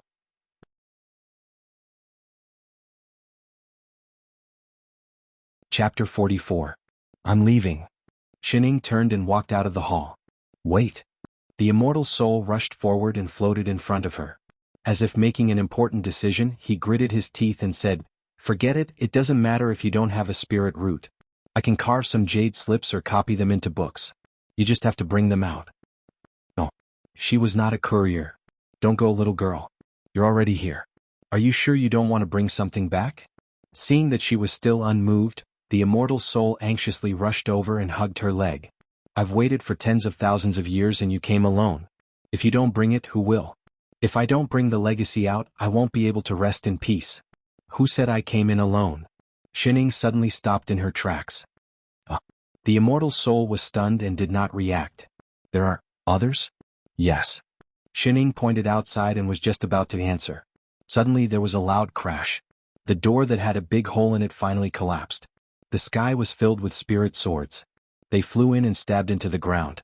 Along with the flying swords, Qingyin fell to the ground with a thud.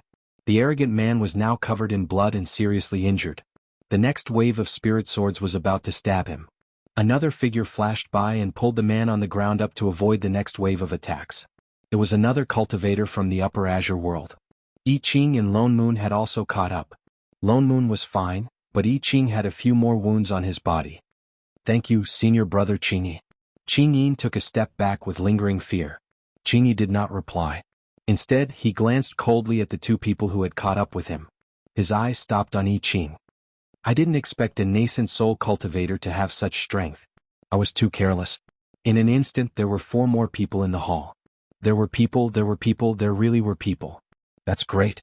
The immortal soul's eyes widened and he was ecstatic. He stopped hugging Qingyin's leg and turned to float toward I Ching. Young cultivator, you and I are fated, cut the crap. Let's fight. Before he could finish speaking, I Ching had already rushed towards the person in the air again. His sword moved again and the sky was filled with sword light again. The immortal soul had no choice but to look at Lone Moon. This fated person, let's see where you can run to. With a whoosh, Lone Moon also attacked. What kind of a bunch of weirdos were they? Was fighting more important than inheriting the legacy? Was anyone listening to him? The situation in the sky was already very clear. Carrying an injured Qingyi had no choice but to dodge the attacks of the two. Lone Moon laughed coldly at the two of them. So the supremacies of the Upper Azure world are only this strong? Isn't it too easy to be an elder of your family? Qingyin was exasperated, but it was true that he was not as skilled as Lone Moon. He could only glare at Lone Moon, his eyes almost piercing daggers. The next moment, I Ching conjured a sky full of spirit swords and chased after the two of them. In an instant they blocked all their escape routes and attacked the two of them. Holding Qingyin in one hand, Qingyi, who had not said anything, suddenly had a solemn expression on his face. In an instant, an aura that was hundreds of times stronger than before exploded from his body. The spiritual swords that were attacking him suddenly stopped 2 feet away from him, and with a clang, they were all shattered into pieces. Puff! I Ching was caught off guard and was swept by the remaining pressure. Instantly, his qi and blood surged and he spat out a mouthful of blood. I Ching. Lone Moon hurriedly retreated. Shining also took 2 steps forward. Are you all right? Master. I Ching wiped the blood from the corner of his mouth and looked up at Qing Yi in the air. That person is not at the soul formation stage. That aura just now could not belong to a soul formation cultivator. Lone Moon's heart thumped. He's also a traveling immortal. Shit. They actually deliberately hid their cultivation level. Who would have thought that 2 of the 3 of them were traveling immortals? Ha ha ha. Qing Yin suddenly laughed wildly. Do you really think that you can defeat us with just a soul formation and a nascent soul? So what if you're a sword cultivator? In front of a traveling immortal you're just ants. Wait for my master. Senior brother Qing Lan.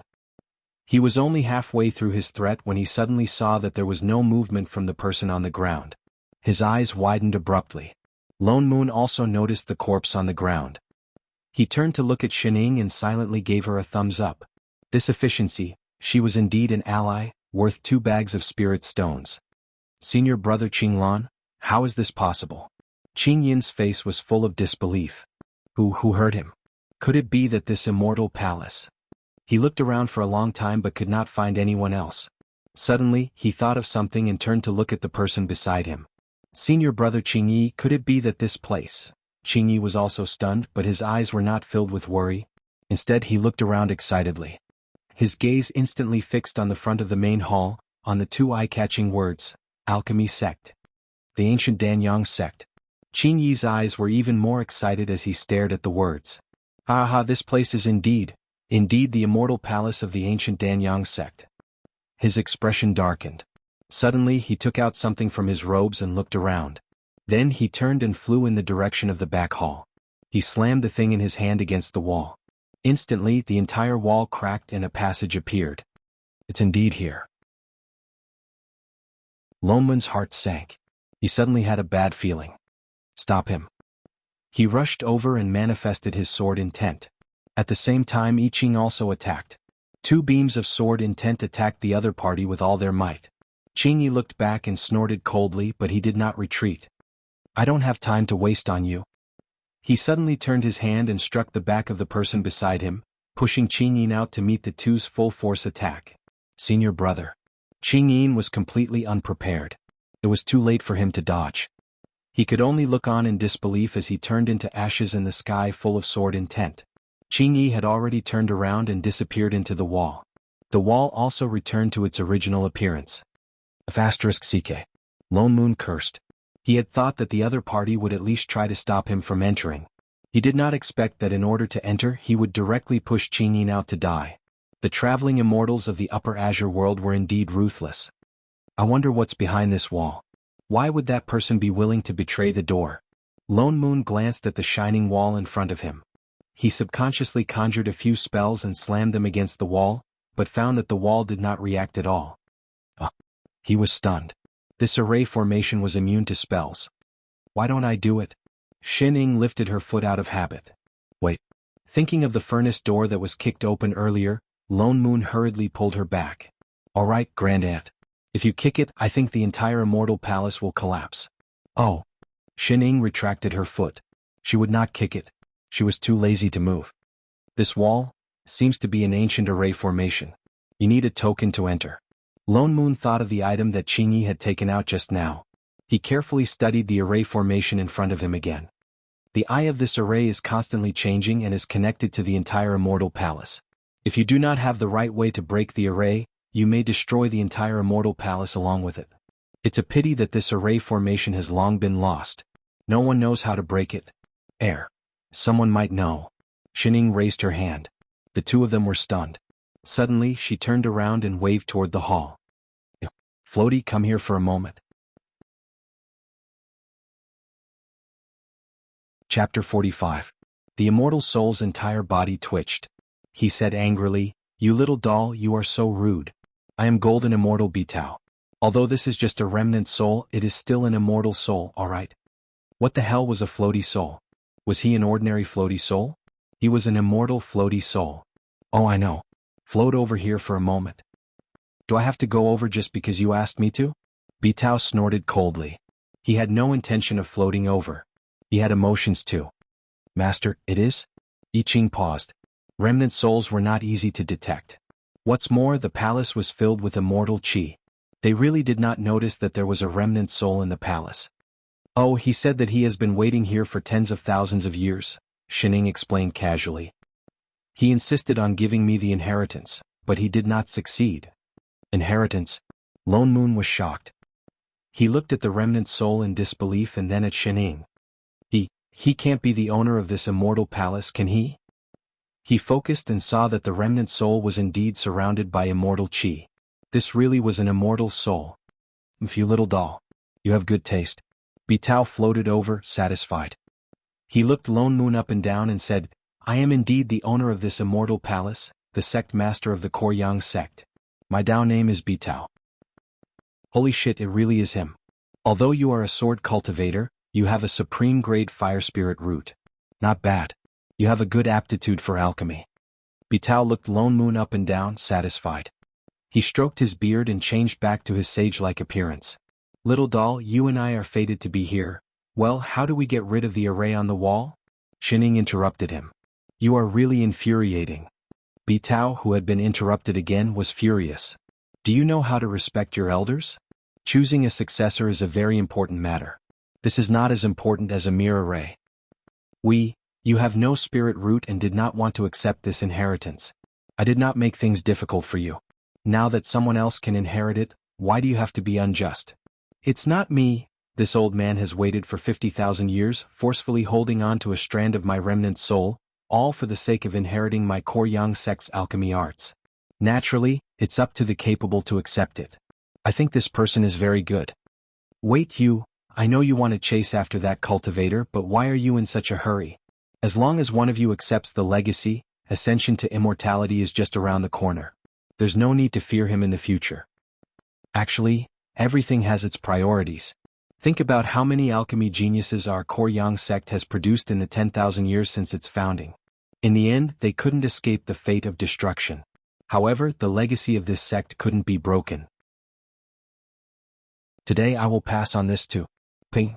But before he could finish speaking, he felt a pain in his face and his immortal soul was directly punched out. He rolled repeatedly on the ground like a salted fish, his mouth still uttering the unfinished sentence. You. Along the way he crashed into a wall and stopped. Shut up. Xinying's eyes narrowed. She quickly walked over and picked up the weightless Bitao from the ground. Now, can you open the door? His handsome immortal face was now red and swollen, the size of a fist. Against his white robes, it looked especially bright. A while later, yes, great immortal. Leave it to me, great immortal. I Ching, Lone Moon, what was going on? Why did he not feel surprised at all? Bitao scrambled to his feet and floated obediently to the wall.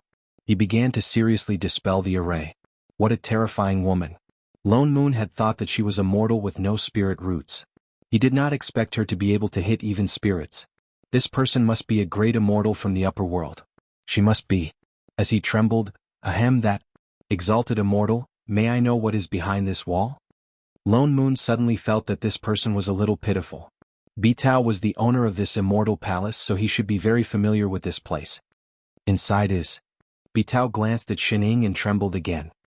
He immediately dropped the long lines that he had said earlier and answered quickly and concisely, the elixir storage room. Is where I kept my elixirs when I was alive. Elixirs? Lone Moon paused. Could it be that Qingyi was after one of the elixirs inside? But he was already a traveling immortal and his cultivation level was stagnant. What kind of elixir could make him so excited? Bitao continued to dispel the array as he said, I think that person's goal is most likely the immortal transformation pill inside. There are immortal transformation pills here. Lone Moon exclaimed. When I was alive. Bitao looked at Shining weakly and replied, I think I kept a few. What's an immortal transformation pill? Shining asked. Lone Moon's expression darkened. After a while he said, an immortal transformation pill is an immortal medicine that can repair immortal bones. It can only be found in the immortal realm. In ancient times, before the three realms were separated, the people who became immortals lived in the same land. This is an ancient immortal palace. That's why it has. Why does he want it? Because he's a traveling immortal. I Ching's expression darkened as well. He continued to explain, Master, the so-called traveling immortals are people who have failed to ascend to immortality. But they are also people who have gone through the heavenly tribulation. When they go through the heavenly tribulation, their immortal bones will be formed. But if they fail the heavenly tribulation, their immortal bones will be destroyed by the heavenly lightning. That's why traveling immortals have no chance of ascending to immortality. But the immortal transformation pill can repair immortal bones. That means he can become an immortal after eating it? Yes. I Ching nodded. No. The more Lone Moon thought about it, the more anxious he became. We can't let him get the immortal transformation pill. Otherwise we really won't be able to get out. There had never been a real immortal in the three azure realms. Bitao was just a remnant of an immortal's soul. Yet, he could survive in this immortal palace for tens of thousands of years and still maintain a level of power that even they could not detect. No one knew how powerful a real immortal could be. Although they had Shining as a cheat, they still did not stand much of a chance against an immortal. Done. Bitao was finally done with the array. The wall opened up once again. A moment later, it turned into a door. Behind the door was a huge storage room. There were rows of shelves that looked like bookshelves everywhere. Each shelf held 1 or 2 bottles of different colors. The few of them walked in to take a look. A few pill shelves had already been overturned. Many bottles and jars were rolling on the floor. In midair, Qingyi was holding a bottle in his hand. He was laughing maniacally. I didn't expect you to come in here. It's a pity, you're too late. I've already found the immortal transformation pill. He excitedly poured out the pill from the bottle and swallowed it. Then he crushed the empty bottle in his hand. His eyes were filled with excitement at the prospect of becoming an immortal. Soon I'll be able to ascend to immortality. Ha ha ha. In the next moment, the spirit chi on his body skyrocketed, and even the dense celestial chi in the surroundings surged. His cultivation began to soar at a speed visible to the naked eye. Holy shit! Lone Moon cursed under his breath. He did not expect that he would not make it in time. Let's get out of here. They had no choice but to leave now. He grabbed Xinying's hand and tried to turn around, but he could not. Well, I have a question. What questions do you have now? Escaping is more important. They could not possibly defeat an immortal. Let's go while he's still raising his cultivation level. No. Xinying did not move. Didn't Drifter say that he refined the immortal transformation pill 50,000 years ago? That's right. So what? It's been so long. Won't it expire? Lone Moon paused. Before he could react, he heard a strange gurgling sound coming from behind him. Qingyi's cultivation level was still rising rapidly, but the spirit chi on his body suddenly dissipating completely. See, he's having a stomachache, Xinying said seriously. Lone Moon, I Ching, Bitao.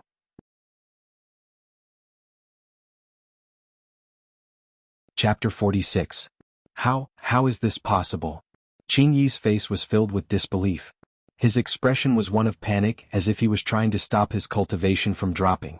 However, no matter how hard he tried, the spiritual chi still dissipated and his cultivation returned to its original state.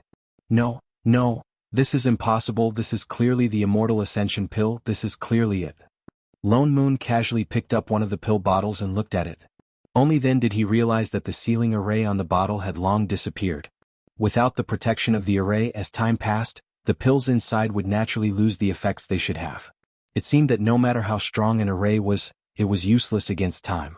It was no wonder that they had been able to enter the immortal palace so easily. There was not even an array formation on the door to stop them. The only array formation in the entire hall that worked was the one in the elixir storage room. Bitao's immortal soul was nearby and the array formation was maintained by his immortal power. Qingyi, who had completely lost his immortal ascension dream, was in a frenzy.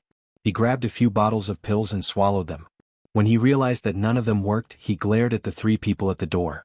It's you? What did you do? His entire face contorted. His eyes were so fierce that he looked like he wanted to bite a piece of flesh off of them. The 3 of them. You ate expired pills and you're blaming us? Qingyi's gaze suddenly landed on Lone Moon. As if he had thought of something, his eyes cleared up and became filled with greed. That's right, the vegetation spirit and the 1,000 leaves vegetation spirit. As long as I have that, I can refine another immortal ascension pill. The recipe for the immortal ascension pill was not a secret in the Azure world. That was because it required immortal herbs, not spirit herbs. Immortal herbs could no longer be found in the 3 Azure worlds. That was why he had set his sights on the storage room of the immortal palace. But the Thousand Leaves vegetation spirit could sense all the spirit herbs and immortal herbs in the world. Perhaps he could really find the ingredients he wanted. Give me the Thousand Leaves vegetation spirit. He suddenly turned and summoned a fire dragon, which flew towards the three of them. The fire burned all the pills in the room to ashes. Out of habit, Lone Moon summoned a protective barrier. Shining frowned, but I Ching stepped forward and waved his sword. Sword chi exploded from his body, forming a huge sword that cut the fire dragon in half. Master. He suddenly turned to look at Shining, his eyes filled with determination. Please leave this person to me. I will not bring shame to the sect. You're crazy. Before Shining could answer, Lone Moon spoke first. Although he did not become an immortal, he is still a traveling immortal. You can't beat him at all. Sword cultivators were powerful, and I Ching was the most powerful sword cultivator he had ever seen. I Ching could single-handedly challenge a soul formation cultivator with his nascent soul cultivation. But the key was that the other party was a traveling immortal. When it's time to use a cheat, use it. Brother. Master, please grant me my wish. I Ching did not even look at him. He looked straight at Shining. Lone Moon would deal with Ching Yin, Master would deal with Ching Lan, and he would deal with Ching Yi. Now that Ching Yin and Ching Lan had been executed, only Ching Yi remained. He was his master's only disciple. No matter what, he had to complete this mission. All right, all the best. Shining nodded. Yes, master. I Ching turned around and charged at Ching Yi in the next moment. Wait. Lone Moon turned to look at Shining, then at a certain person who did not care about his own life. Hey. Shining, you're not really going to let him fight Ching Yi alone, are you? Your disciple has a hole in his head. Don't mess around with him, okay? Shining said nonchalantly, he's been apprenticed to me for so long. Just treat it as his homework.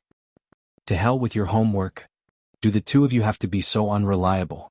Don't make it sound like you've really taught him before. He's just a nascent soul. Will he really? Father Nyo. She suddenly patted his shoulder and interrupted him. That lazy face of hers had a rare look of seriousness. You have to believe him. Lone Moon hesitated. For some reason he calmed down. I Ching and Ching Yi were already locked in battle. The sky was filled with sword light. One was crazy, the other was fighting with his life on the line. Both of them were fighting with all their might. This was a battle between high-level cultivators. In a short while, not only the pill storage room, but the entire immortal palace was starting to shake. Lone Moon and Shining had no choice but to retreat to the grass patch where the tripod was placed. The moment they came out, they heard a loud crash. The immortal palace had already collapsed. Two figures flew out from inside and into the sky. Several fire dragons had already appeared behind Ching Yi. As if they had come to life, they roared and pounced toward I Ching. Meanwhile, I Ching was surrounded by spirit swords. Sword chi shot up into the sky. In an instant, the swords turned into a rain of swords. Again and again they attacked the fire dragons, creating a rain of fire. Humph! A mere nascent soul cultivator really thinks he can defeat me. The fire dragons were destroyed one after another. Ching Yi seemed to be angry. His expression darkened and his hand seals changed. Immediately, the scattered fire embers began to burn wildly. In an instant, they turned into a sea of fire, engulfing the entire immortal palace. Red Lotus Karmic Fire. Lone Moon was shocked. He hurriedly set up several array formations around him.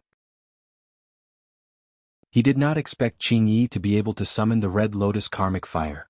I Ching was in for a tough battle. As expected, the moment the sea of fire appeared, the spirit swords around I Ching turned into ashes and began to counterattack. I Ching immediately changed his sword technique. He recalled thousands of spirit swords and formed a sword wall around him. The wall rotated clockwise, using the sword chi to repel the flames. However, it could not stop the flames from approaching him. Ching Yi's hand seals changed again. Suddenly, a fire dragon appeared in the sea of fire. Compared to the previous one, this one was many times bigger. The flames on its body were as red as blood. It looked like it was going to set the sky on fire. Suddenly, the surroundings were filled with red light. The fire dragon roared. The sound of its roar shook the ground. The fire dragon shot up into the sky, opened its mouth and flew toward I Ching. I Ching's expression darkened.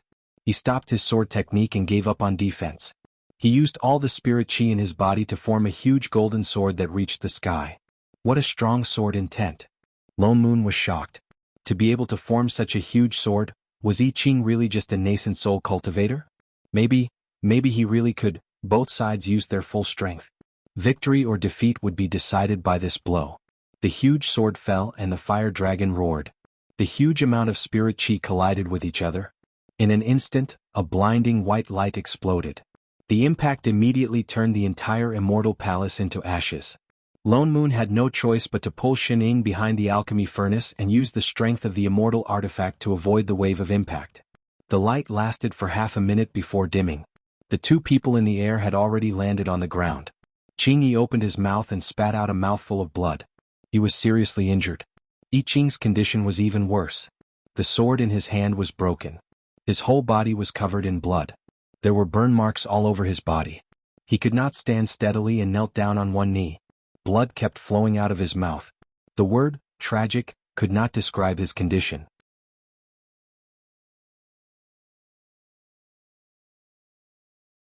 Chapter 47. Holy shit. I Ching's heart skipped a beat. He would have to be crazy to believe Xinying's words. Neither master nor disciple could be trusted. Hey. I Ching, are you still alive? No matter how powerful he was, there was no way he could win against I Ching, who was two whole realms apart. You're a sword cultivator indeed. Kid, you do have some skills. Qingyi pressed a hand to his chest and stood up shakily. He looked at I Ching, who was covered in blood, warily. If you were a little stronger today, a soul formation cultivator, no, maybe a late-stage nascent soul cultivator, I would have died in your hands. That strike just now had actually broken through his red lotus hellfire. If it wasn't for the fact that his cultivation level was low and he didn't have enough spiritual energy, he would have died under that strike. Master. I Ching moved and turned to look at Xining, his eyes full of guilt and indignation. I'm sorry, your disciple is not good enough. I didn't win against him. Oh, it's okay. Xining glanced at him and subconsciously put her hand on his head. She thought for a moment and added, Don't worry. You won't get points deducted if you don't finish your homework. But even my sword. He picked up the broken sword in his hand. It was a shame for a sword cultivator to have his sword broken. It's okay. Actually, Xining tilted her head. Before she could answer, Qingyi suddenly took 2 steps forward and stared at I Ching. I really can't let you go on like this. Otherwise there will be endless trouble. With that said, he endured the pain on his body and summoned the huge dragon formed by the karmic fire again. He charged toward the 3 of them. Today you must die here. The fire dragon left a trail of scorched earth in its wake. Just as it was about to engulf the 3 of them, Xining frowned. She dropped her hand from I Ching's head and took the broken sword from his hand. She waved it in the direction of the fire dragon. Shut up. Suddenly there was a loud rumble. Qingyi only felt a white light that seemed to connect the heavens and the earth brushed past his sword. The fire dragon instantly disappeared, and the ground under his feet suddenly sank. Turning around, he saw that the entire Immortal Palace secret territory had been cut in half. What is this? Kacha. Kacha. Kacha. A series of cracking sounds came from all around. Cracks appeared on the ground, the palace, and even the sky, and they began to extend in all directions. The entire mystic realm seemed to be on the verge of shattering. Don't interrupt when others are talking. Xining said word by word. Qingyi. What just happened? F*** Lone Moon jumped up. Xining, can you take it easy? Why did you attack this mystic realm for no reason? This was bad. This was such a good ancient mystic realm. She might not even be able to use it now. You're blaming me? Xining rolled her eyes. It was clearly this place that was too fragile.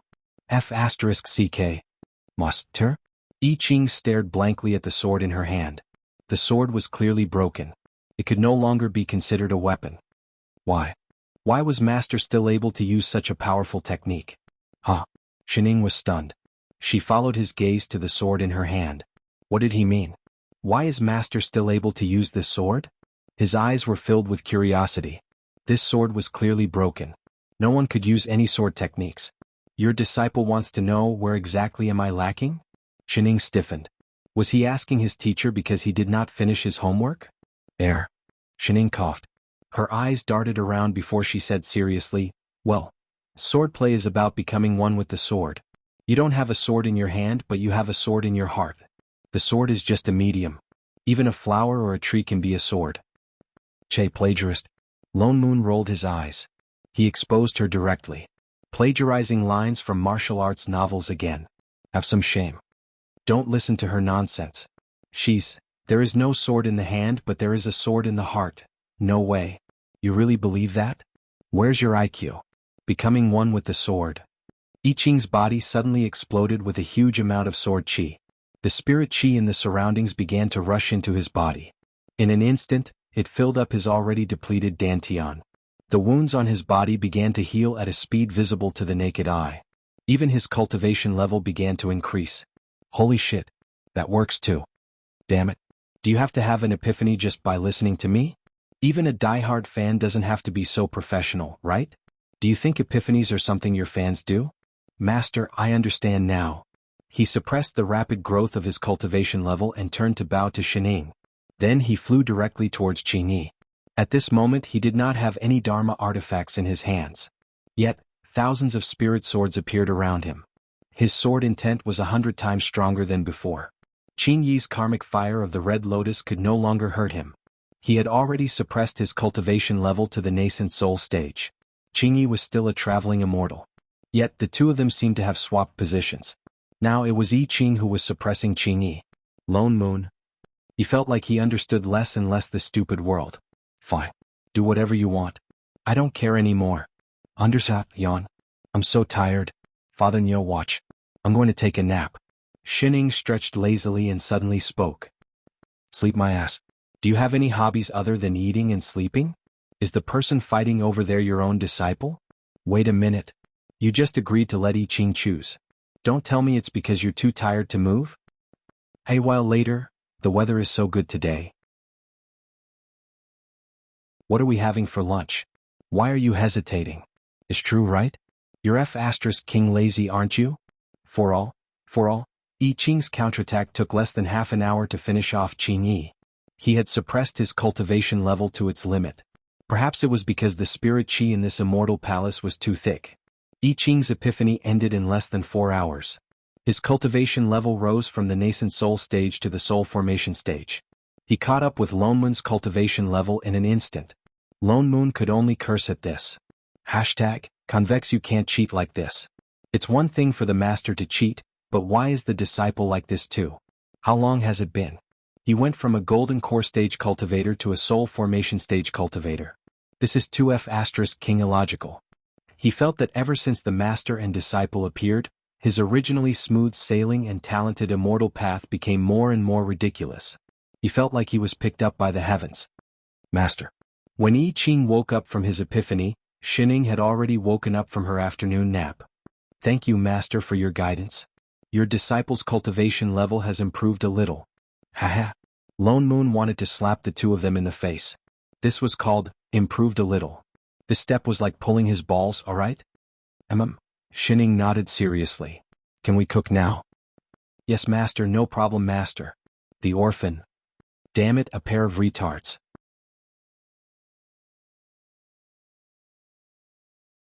Chapter 48.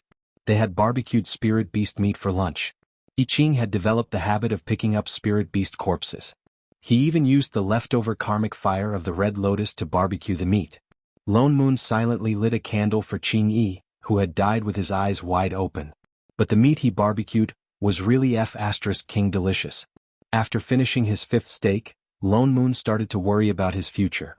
Ever since he met Foodie Shining, even Lone Moon, who had abstained from food for many years, had been awakened by the gluttonous instinct hidden in every Chinese. If this went on, he did not know when he would be able to achieve success. Trash Shining, you ruined my path to immortality and prevented me from ascending. Convex, another piece.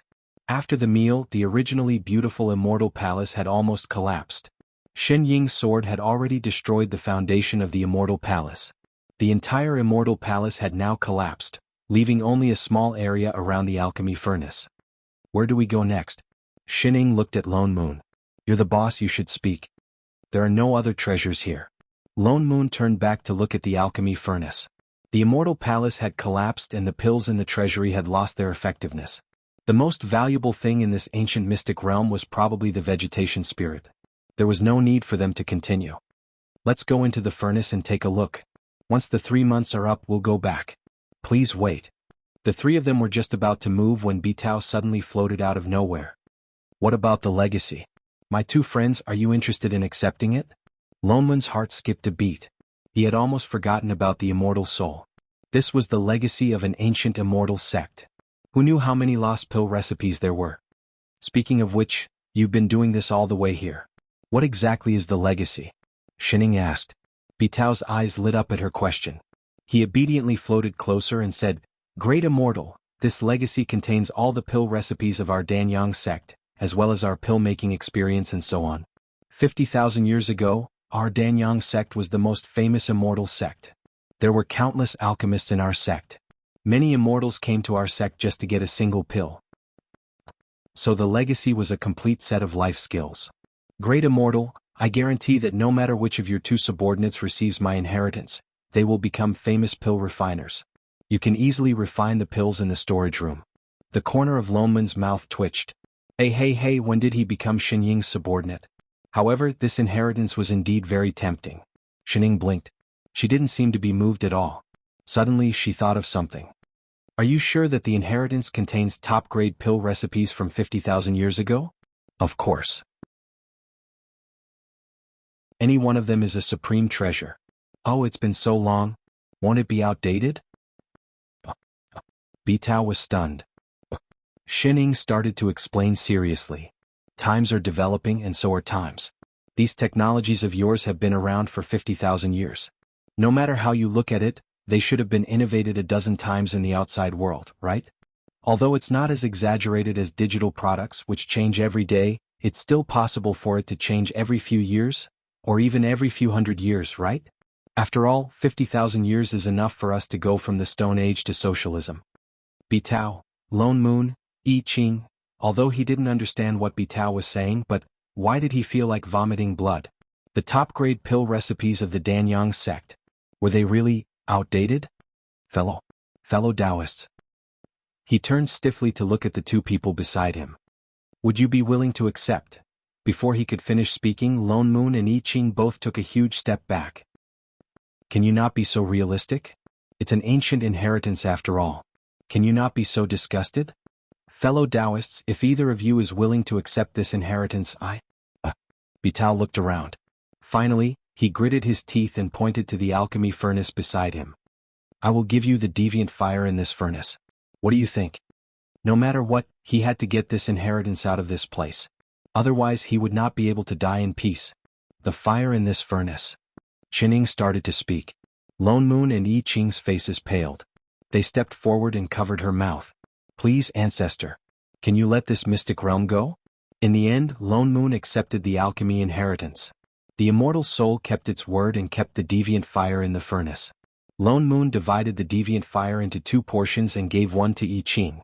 Although I Ching did not refine pills, he was quite knowledgeable about refining weapons. This deviant fire was very strong and could be used to refine weapons. An inheritance from 50,000 years ago could not even compare to a furnace of alchemy fire. Lone Moon carefully looked at the inheritance. It was exactly as Xinying had said.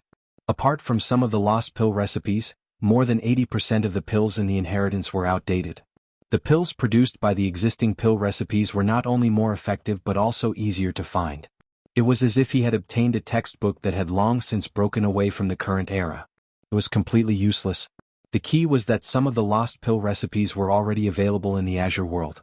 Some of the ingredients were already extinct. For example, the immortal transformation pill. Therefore, after a lot of editing, there were not many that could be used. After looking through it once, he carved the pill recipes in the inheritance into a jade slip.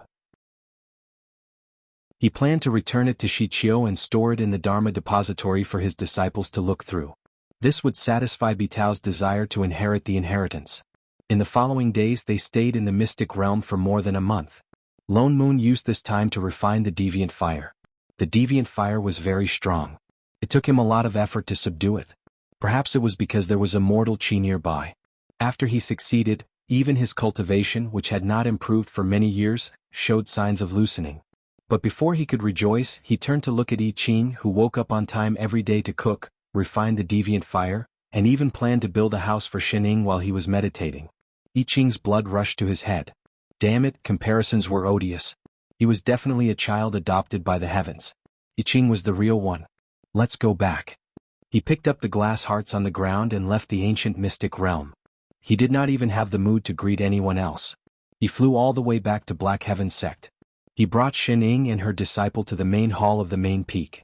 Shichio took out the spirit herbs that he had picked up in the mystic realm. He smiled like a 200-pound child. There are so many 10,000-year-old spirit herbs.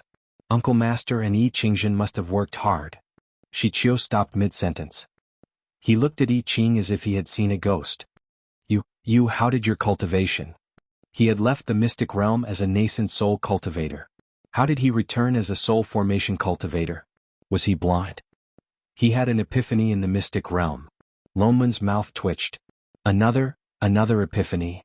Didn't he just have an epiphany? This was too fast. Shichio suppressed the shock in his heart. He thought about it carefully. That was an ancient mystic realm. Perhaps he had obtained some kind of opportunity. He hurriedly bowed to I Ching. Congratulations, Supremacy I Ching. I Ching nodded in response. Oh yes. Shichio suddenly remembered something. I wonder if the Upper Azure world? He was just about to ask about Qingyin when he suddenly felt a movement under his feet. The entire Black Heaven sect shook and a red light lit up outside. Protective Mountain Array. In that instant, the Protective Mountain Array had been activated. Shichio's face turned pale. He exchanged a look with Lone Moon. Something's wrong. The two of them flashed out of the main hall. Xining and I Ching hurriedly followed. The entire Black Heaven sect had been surrounded by the activated mountain barrier formation, and not far away from the formation, there was a gigantic lotus floating in the air. Hundreds of unfamiliar cultivators stood on top of the lotus, each of them dressed in green and white robes, and all of them looked down with unfriendly expressions. An angry male voice sounded. How dare a small sect hurt the people of the Xianyuan family? Quickly hand over the murderer of the 3 elders. Otherwise we will wash this place with blood.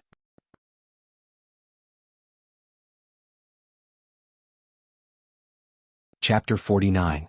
After the people in the air gave a warning, a few people flew out and began to form seals. Soon, a bright red light shone and a glaring light shot towards the protective mountain array. After a while there was a loud clang and a few cracks appeared on the array. The cultivators did not stop attacking. Instead, they became fiercer and the entire Black Heaven sect was filled with the sound of collisions. Shichio's face turned pale. This group of people actually attacked the protective mountain array as soon as they arrived.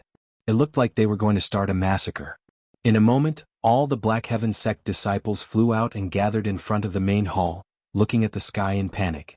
Even the hall masters of the various halls were present. Senior brother, what is this? Hall master Shichin stepped forward and asked anxiously. I'm not sure either. Shichio's heart sank. He turned and pulled a disciple over. Quickly go to Lingxiao Peak and inform the 2 supremacies Yi Xing and Yu Yang.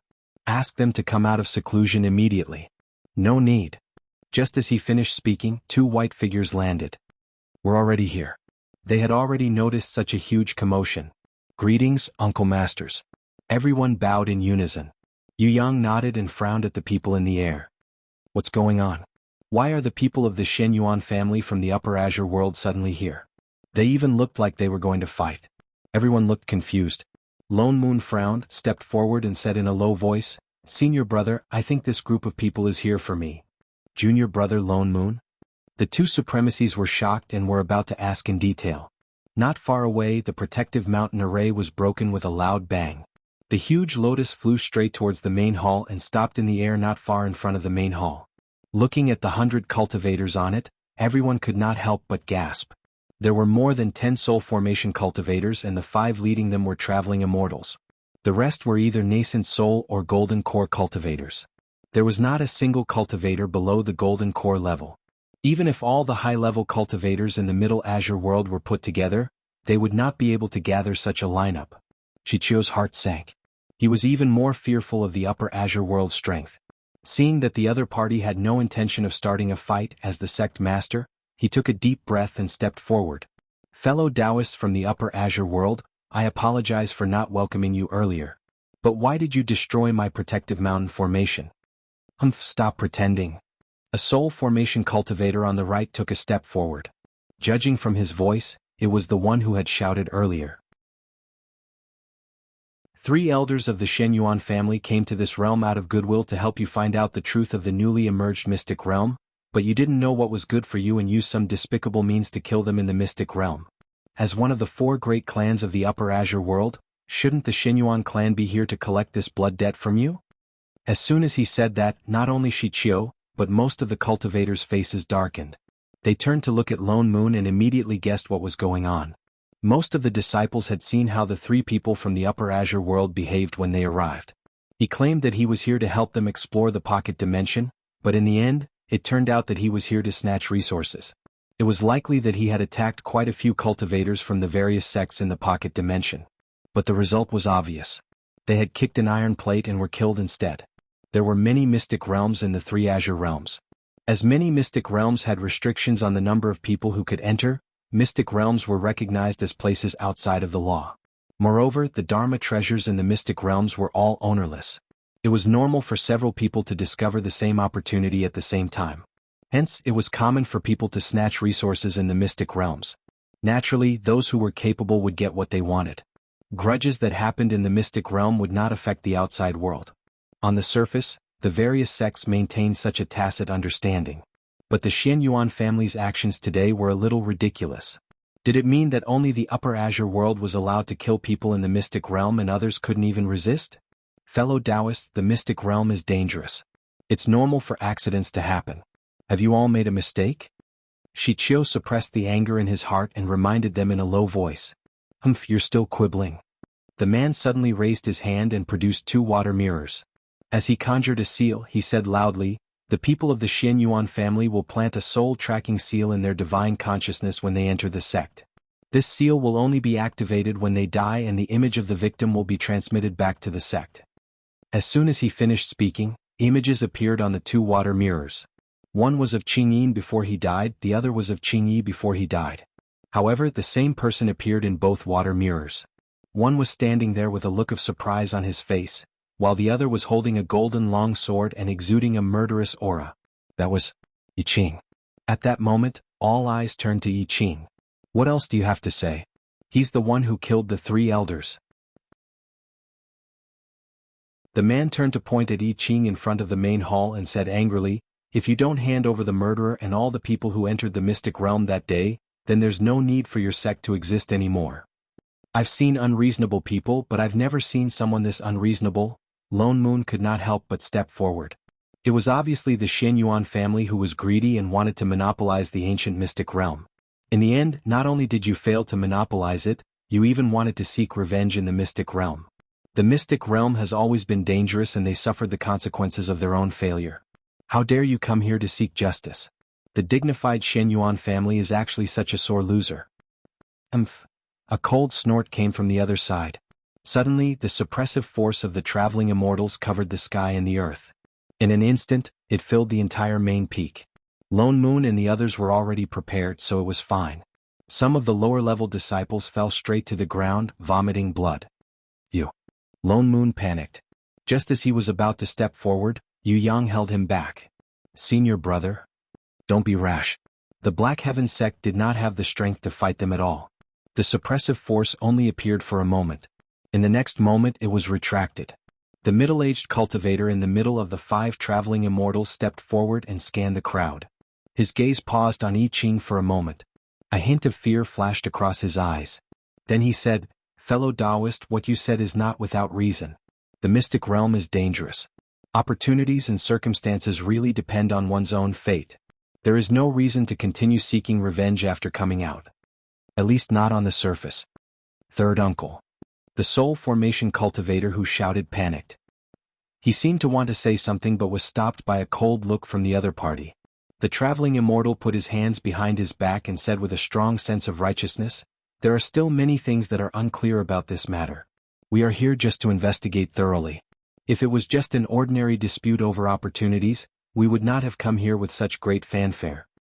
"What do you mean?" Lone Moon frowned. He had a bad feeling about this. The man laughed softly. His eyes narrowed and he said in a low voice, "When the 3 elders entered the mystic realm that day, in order to make it easier for them to explore the mystic realm, they specially asked the family master to give them the Shenyuan family's treasure to accompany them. Now that the three elders are dead and the treasure is missing, shouldn't we be here to clarify things? What's more, among the three elders, two of them were traveling immortals. He looked at I Ching meaningfully. In this world, I'm afraid the only person who could kill the three of them in succession, apart from the perfected immortals of the upper world, is someone with a peerless treasure. So please, fellow Taoist, return the Xian Yuan family's heirloom, the Thousand Leaves vegetation spirit. Holy shit. Lone Moon instantly understood their motive. Damn it, the Xian Yuan family's method of getting something for nothing was really getting better and better.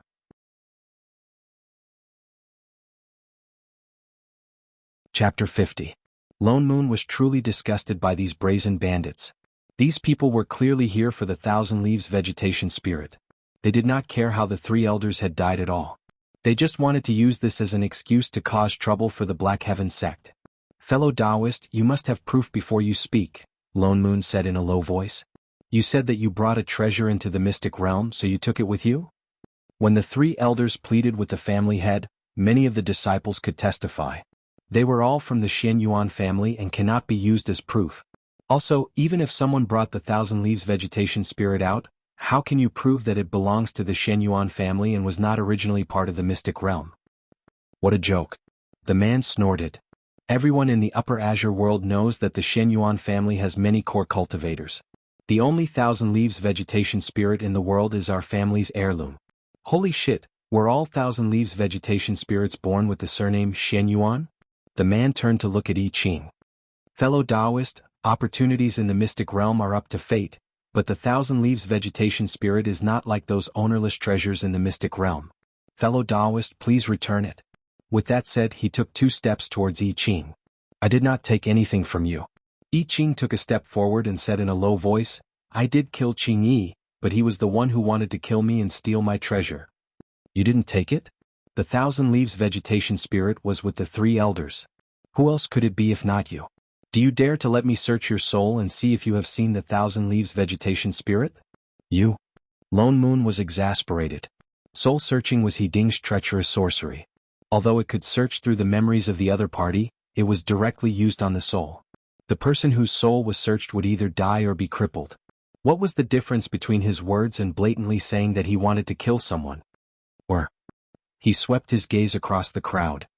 Do you really want to wait for us to massacre everyone here and then come back to look for our family's heirloom?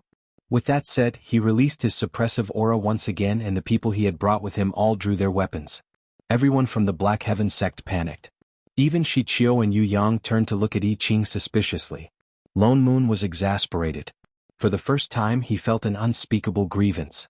The Xianyuan family had come with ill intentions, and they had no intention of letting the Black Heaven sect off so easily. They were just using the vegetation spirit as an excuse to vent their anger. As for whether or not I Ching had the Thousand Leaves vegetation spirit on him, they did not care at all. All they wanted was an excuse. If I Ching insisted that he did not have the Thousand Leaves vegetation spirit, they could still destroy the Black Heaven sect. Not only would they be able to avenge the three of them, but they would also gain a new power in the lower realm. If I Ching did have the Thousand Leaves vegetation spirit, that would be an even bigger surprise. And they really did have that thing. Everyone present understood this logic and could see it clearly. However, in the face of the upper realm's aristocratic families, the tiny Black Heaven sect did not even have the right to resist them. The strength of the two sides was not proportional at all. Moreover, there were so many low-level disciples. No matter what the result was, the Black Heaven sect would suffer heavy losses. I did indeed see the Thousand Leaves vegetation spirit in the secret realm. I Ching's expression darkened. Naturally, he had guessed the other party's intentions. He walked past the crowd and said, "But it was not your Xianyuan family who brought it into the mystic realm." As soon as he said this, the traveling immortals on the lotus flower all paused. On the other hand, the people of the Black Heaven sect were in an uproar. They all turned to look at I Ching with unfriendly eyes, especially those disciples who did not know the truth. It can't be. So he really took it? No wonder the people of the Upper Azure world are so angry. Isn't he a sword cultivator? Why would he want that sacred alchemy item? Who wouldn't be jealous of that kind of treasure? I saw that he was only a nascent soul before, but the moment he came out of the mystic realm, he was already a soul formation cultivator. Who would believe that he didn't have a treasure on him?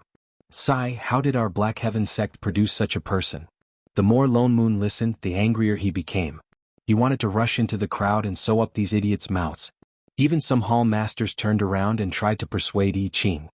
Supremacy I Ching, if you really took that 1,000 Leaves vegetation spirit, why don't you return it to them? Why drag the sect down with you? Shut up. Lone Moon's heart sank. He glared at the person who spoke. How could he say something like that? When those 3 people came to Black Heaven's sect, if not for their incompetence, how could I Ching, a nascent soul cultivator who had just entered the sect, enter? It was not easy for him to come back. He even brought back so many spirit herbs and gave them all to the sect. Now that a disaster was upon them, were they going to disregard his life for the sake of survival? How shameless could they be? Moreover, it was obvious that the Xian Yuan family was deliberately looking for trouble. How could they blame it on I Ching alone? He was just unlucky enough to be captured by the images of those 3 people before they died. This is not what I said. It's from the Upper Azure world. That person took a step back, but he still did not give up. Lone Moon. Yu Yang frowned and stepped forward to persuade him. You can't blame them. After all, this concerns the sect. We have to look at the bigger picture. Senior brother? Lone Moon's eyes widened in disbelief. You think so too? Yu Yang looked at the people above and said in a low voice, you should understand that in front of the enemy, protecting the sect is more important. The truth is not important. Not important. Lone Moon paused and suddenly understood something. His eyes widened and he looked at the hall masters around him in disbelief. Everyone moved away. Even Shichio turned his head away. Had they already made up their minds? Because they had to answer to the Upper Azure world. For the sake of the sect, they had decided to push I Ching out. Because sacrificing one person was better than destroying the entire sect? His eyes widened. Suddenly, he felt that the sect that he had been with for hundreds of years was a little unfamiliar. I Ching's expression did not change. It was as if he had already guessed that this would happen. It was because of this that he would rather be an itinerant cultivator than join a sect. Even though there were so many people here, it was also the most heartless place. Ignoring the crowd, he said in a low voice, the vegetation spirit that I've seen grows in that ancient mystic realm. It doesn't belong to the Xian Yuan family. What a joke. The traveling immortal laughed coldly. If the 1,000 Leaves vegetation spirit doesn't belong to the Xian Yuan family, whose does it belong to? Mine. Just as he finished speaking, a woman's voice suddenly spoke up. The traveling immortal paused. He turned his head and looked around. A moment later, his gaze landed on a woman standing beside I Ching. Her hand was raised in the air. His brows furrowed. Immortal? Who are you? I'm his master. Shining pointed at I Ching. It was rare for her to remember her own identity. Let me correct you. Out of the 3 of you, only the one who ate the wrong medicine. Yes, the one in the mirror on the right was killed by my disciple. I did the rest. The kind that got paid. Chapter 51. The people on the lotus were stunned. She was the one who killed the other 2 supremacies. They took a closer look at the water mirror. Indeed, this woman was standing beside I Ching in the image before Qing Yin's death. They looked at her warily. More importantly, they could not detect her cultivation level. Fellow Taoist, don't spout nonsense. The 1,000 Leaves vegetation spirit is the Xian Yuan family's treasure. Since when did it become yours? Are you sure it belongs to your family? Everyone in the Upper Azure world knows. Then. Shining narrowed her eyes. Call out to it and see if it responds. The traveling immortal's chest tightened. What the hell? Ridiculous. The vegetation spirit is born from the spirit chi of heaven and earth. Although it is sentient, it has always been arrogant. Why would it respond so casually? Even its owner can't. If you don't call out, I'll call out. Before he could finish, Shining suddenly turned around and shouted, Radish, come out for a moment. Gee. Just as she finished speaking, a beam of white light shot out from under Lone Moon's feet. In a flash, it appeared in front of Shining. It was white and chubby with long green leaves on its head. Between 2 of the leaves, there was a dandelion that it was holding up with all its might. Gee. Get away from me. The dandelion was shedding its feathers. Gee. The radish immediately became listless.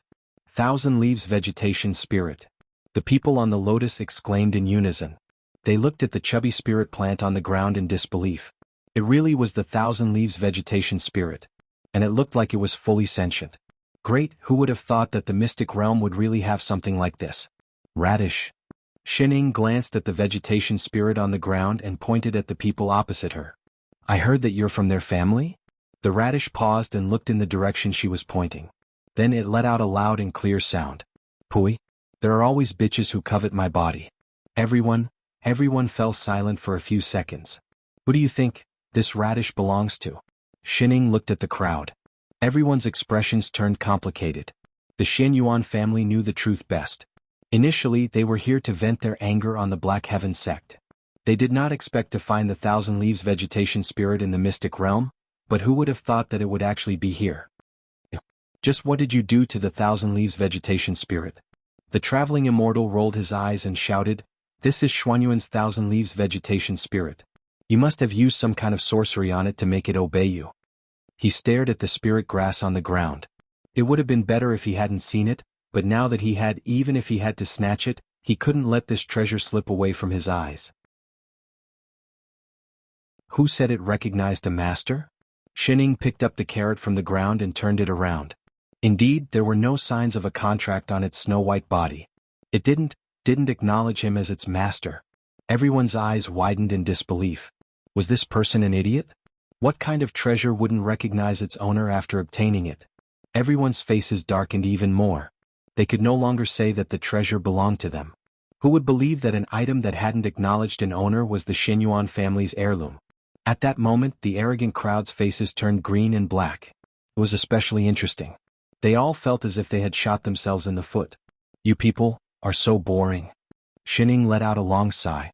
If only they had the time to find trouble, they should have eaten something good. She turned back to look at the Black Heaven sect people behind her. Her gaze swept across them without stopping. She turned back to I Ching and said, Chef, I'm sick of the food here. Why don't we go somewhere else? Master. I Ching paused. He immediately understood what she meant. Gritting his teeth, he turned back to glare at the crowd. Was Master trying to divert the Shen Yuan family's attention to her so that she could solve the Black Heaven sect's crisis? What right did this bunch of cowardly, ungrateful people have to do that? Yes, Master. I Ching clenched his fists by his side. He took a deep breath and turned to say, Sect Master Chiu, sorry for disturbing you these days. I Ching is an itinerant cultivator and cannot be bound by the rules of the sect. I would like to resign from my position as a guest elder. The path of immortality is uncertain. I hope that all of you can ascend to the immortal realm as soon as possible. With that said, he took out the disciple jade token that was given to him when he entered the sect and handed it over. I Ching. Lonman's eyes widened. What are you doing? Supremacy, farewell. Shichio's hand trembled, but he still took it. He suddenly felt ashamed. The most innocent person in this matter was their own disciple, but for the sake of the sect. Shichio, you. Lone Moon looked at Shichio in disbelief. I Ching didn't care about leaving the sect. He had no feelings for the Black Heaven sect. He knew all too well what the other sects did. From the moment he saw the water mirror, he knew how the people of the Black Heaven sect would react. Although the Shen Yuan family had no reason to act up now, as long as the vegetation spirit was around, as long as he and his master were still part of the Black Heaven sect, they would not let the Black Heaven sect off. The aristocratic families of the upper world had many ways to deal with the sects of the lower world without bloodshed. As time passed, there was no guarantee that these people would not resent them. They might as well leave. Master. I Ching ignored Lone Moon and walked back. Shining nodded, then looked up at the people on the lotus and said, I was the one who beat up your people and picked up radish. If you are not happy, come and find me. This has nothing to do with others. With that said, she stepped onto I Ching's flying sword and flew into the distance. Wait, you. Lone Moon was about to step forward to stop them. Yang stepped forward and stopped him. Junior brother. They left for the sake of the sect. Don't let them down. Lone Moon clenched his fists. What sect? Shining did not care about such things. No matter how many traveling immortals the Shen Yuan family sent, what could they do to her? She purposely left with the Thousand Leaves vegetation spirit just not to make things difficult for him. He was Supremacy Lone Moon of the Black Heaven sect. Senior brothers. Lone Moon took a deep breath and made up his mind. He cupped his fists towards Yu Yang and said, Lone Moon does not care about the sect, but I know what it means to be a friend. They entered the mystic realm because of me. Since the Black Heaven sect could not protect them, I cannot sit back and do nothing. Please forgive me. I cannot call myself a disciple of the Black Heaven sect anymore. What was the point of staying in a sect like this? Junior brother. Uncle Master. Everyone's expression changed, but he directly returned his jade token to Shichio, turned around and chased after them on his sword. You two stop right there. Seeing that they had left with the Thousand Leaves vegetation spirit, the people of the Xian Yuan family no longer wanted to attack the Black Heaven sect. Since this is a misunderstanding, we will not trouble you any further. The traveling immortals on the lotus waved their hands, and the entire lotus flew away from the main peak. The sky twisted and a passageway appeared. The huge lotus flew towards the entrance, but the 5 traveling immortals sitting in the middle of the lotus suddenly disappeared. You're tuning in to the Han Li's Wuxia Chronicles YouTube channel. We're so grateful for your support, and don't forget to subscribe to join us on this incredible journey through captivating stories. Your generosity through donations truly makes a world of difference, as it's the primary source of revenue that allows me to expand and enhance this channel for you. Thank you from the bottom of my heart for being a part of this adventure.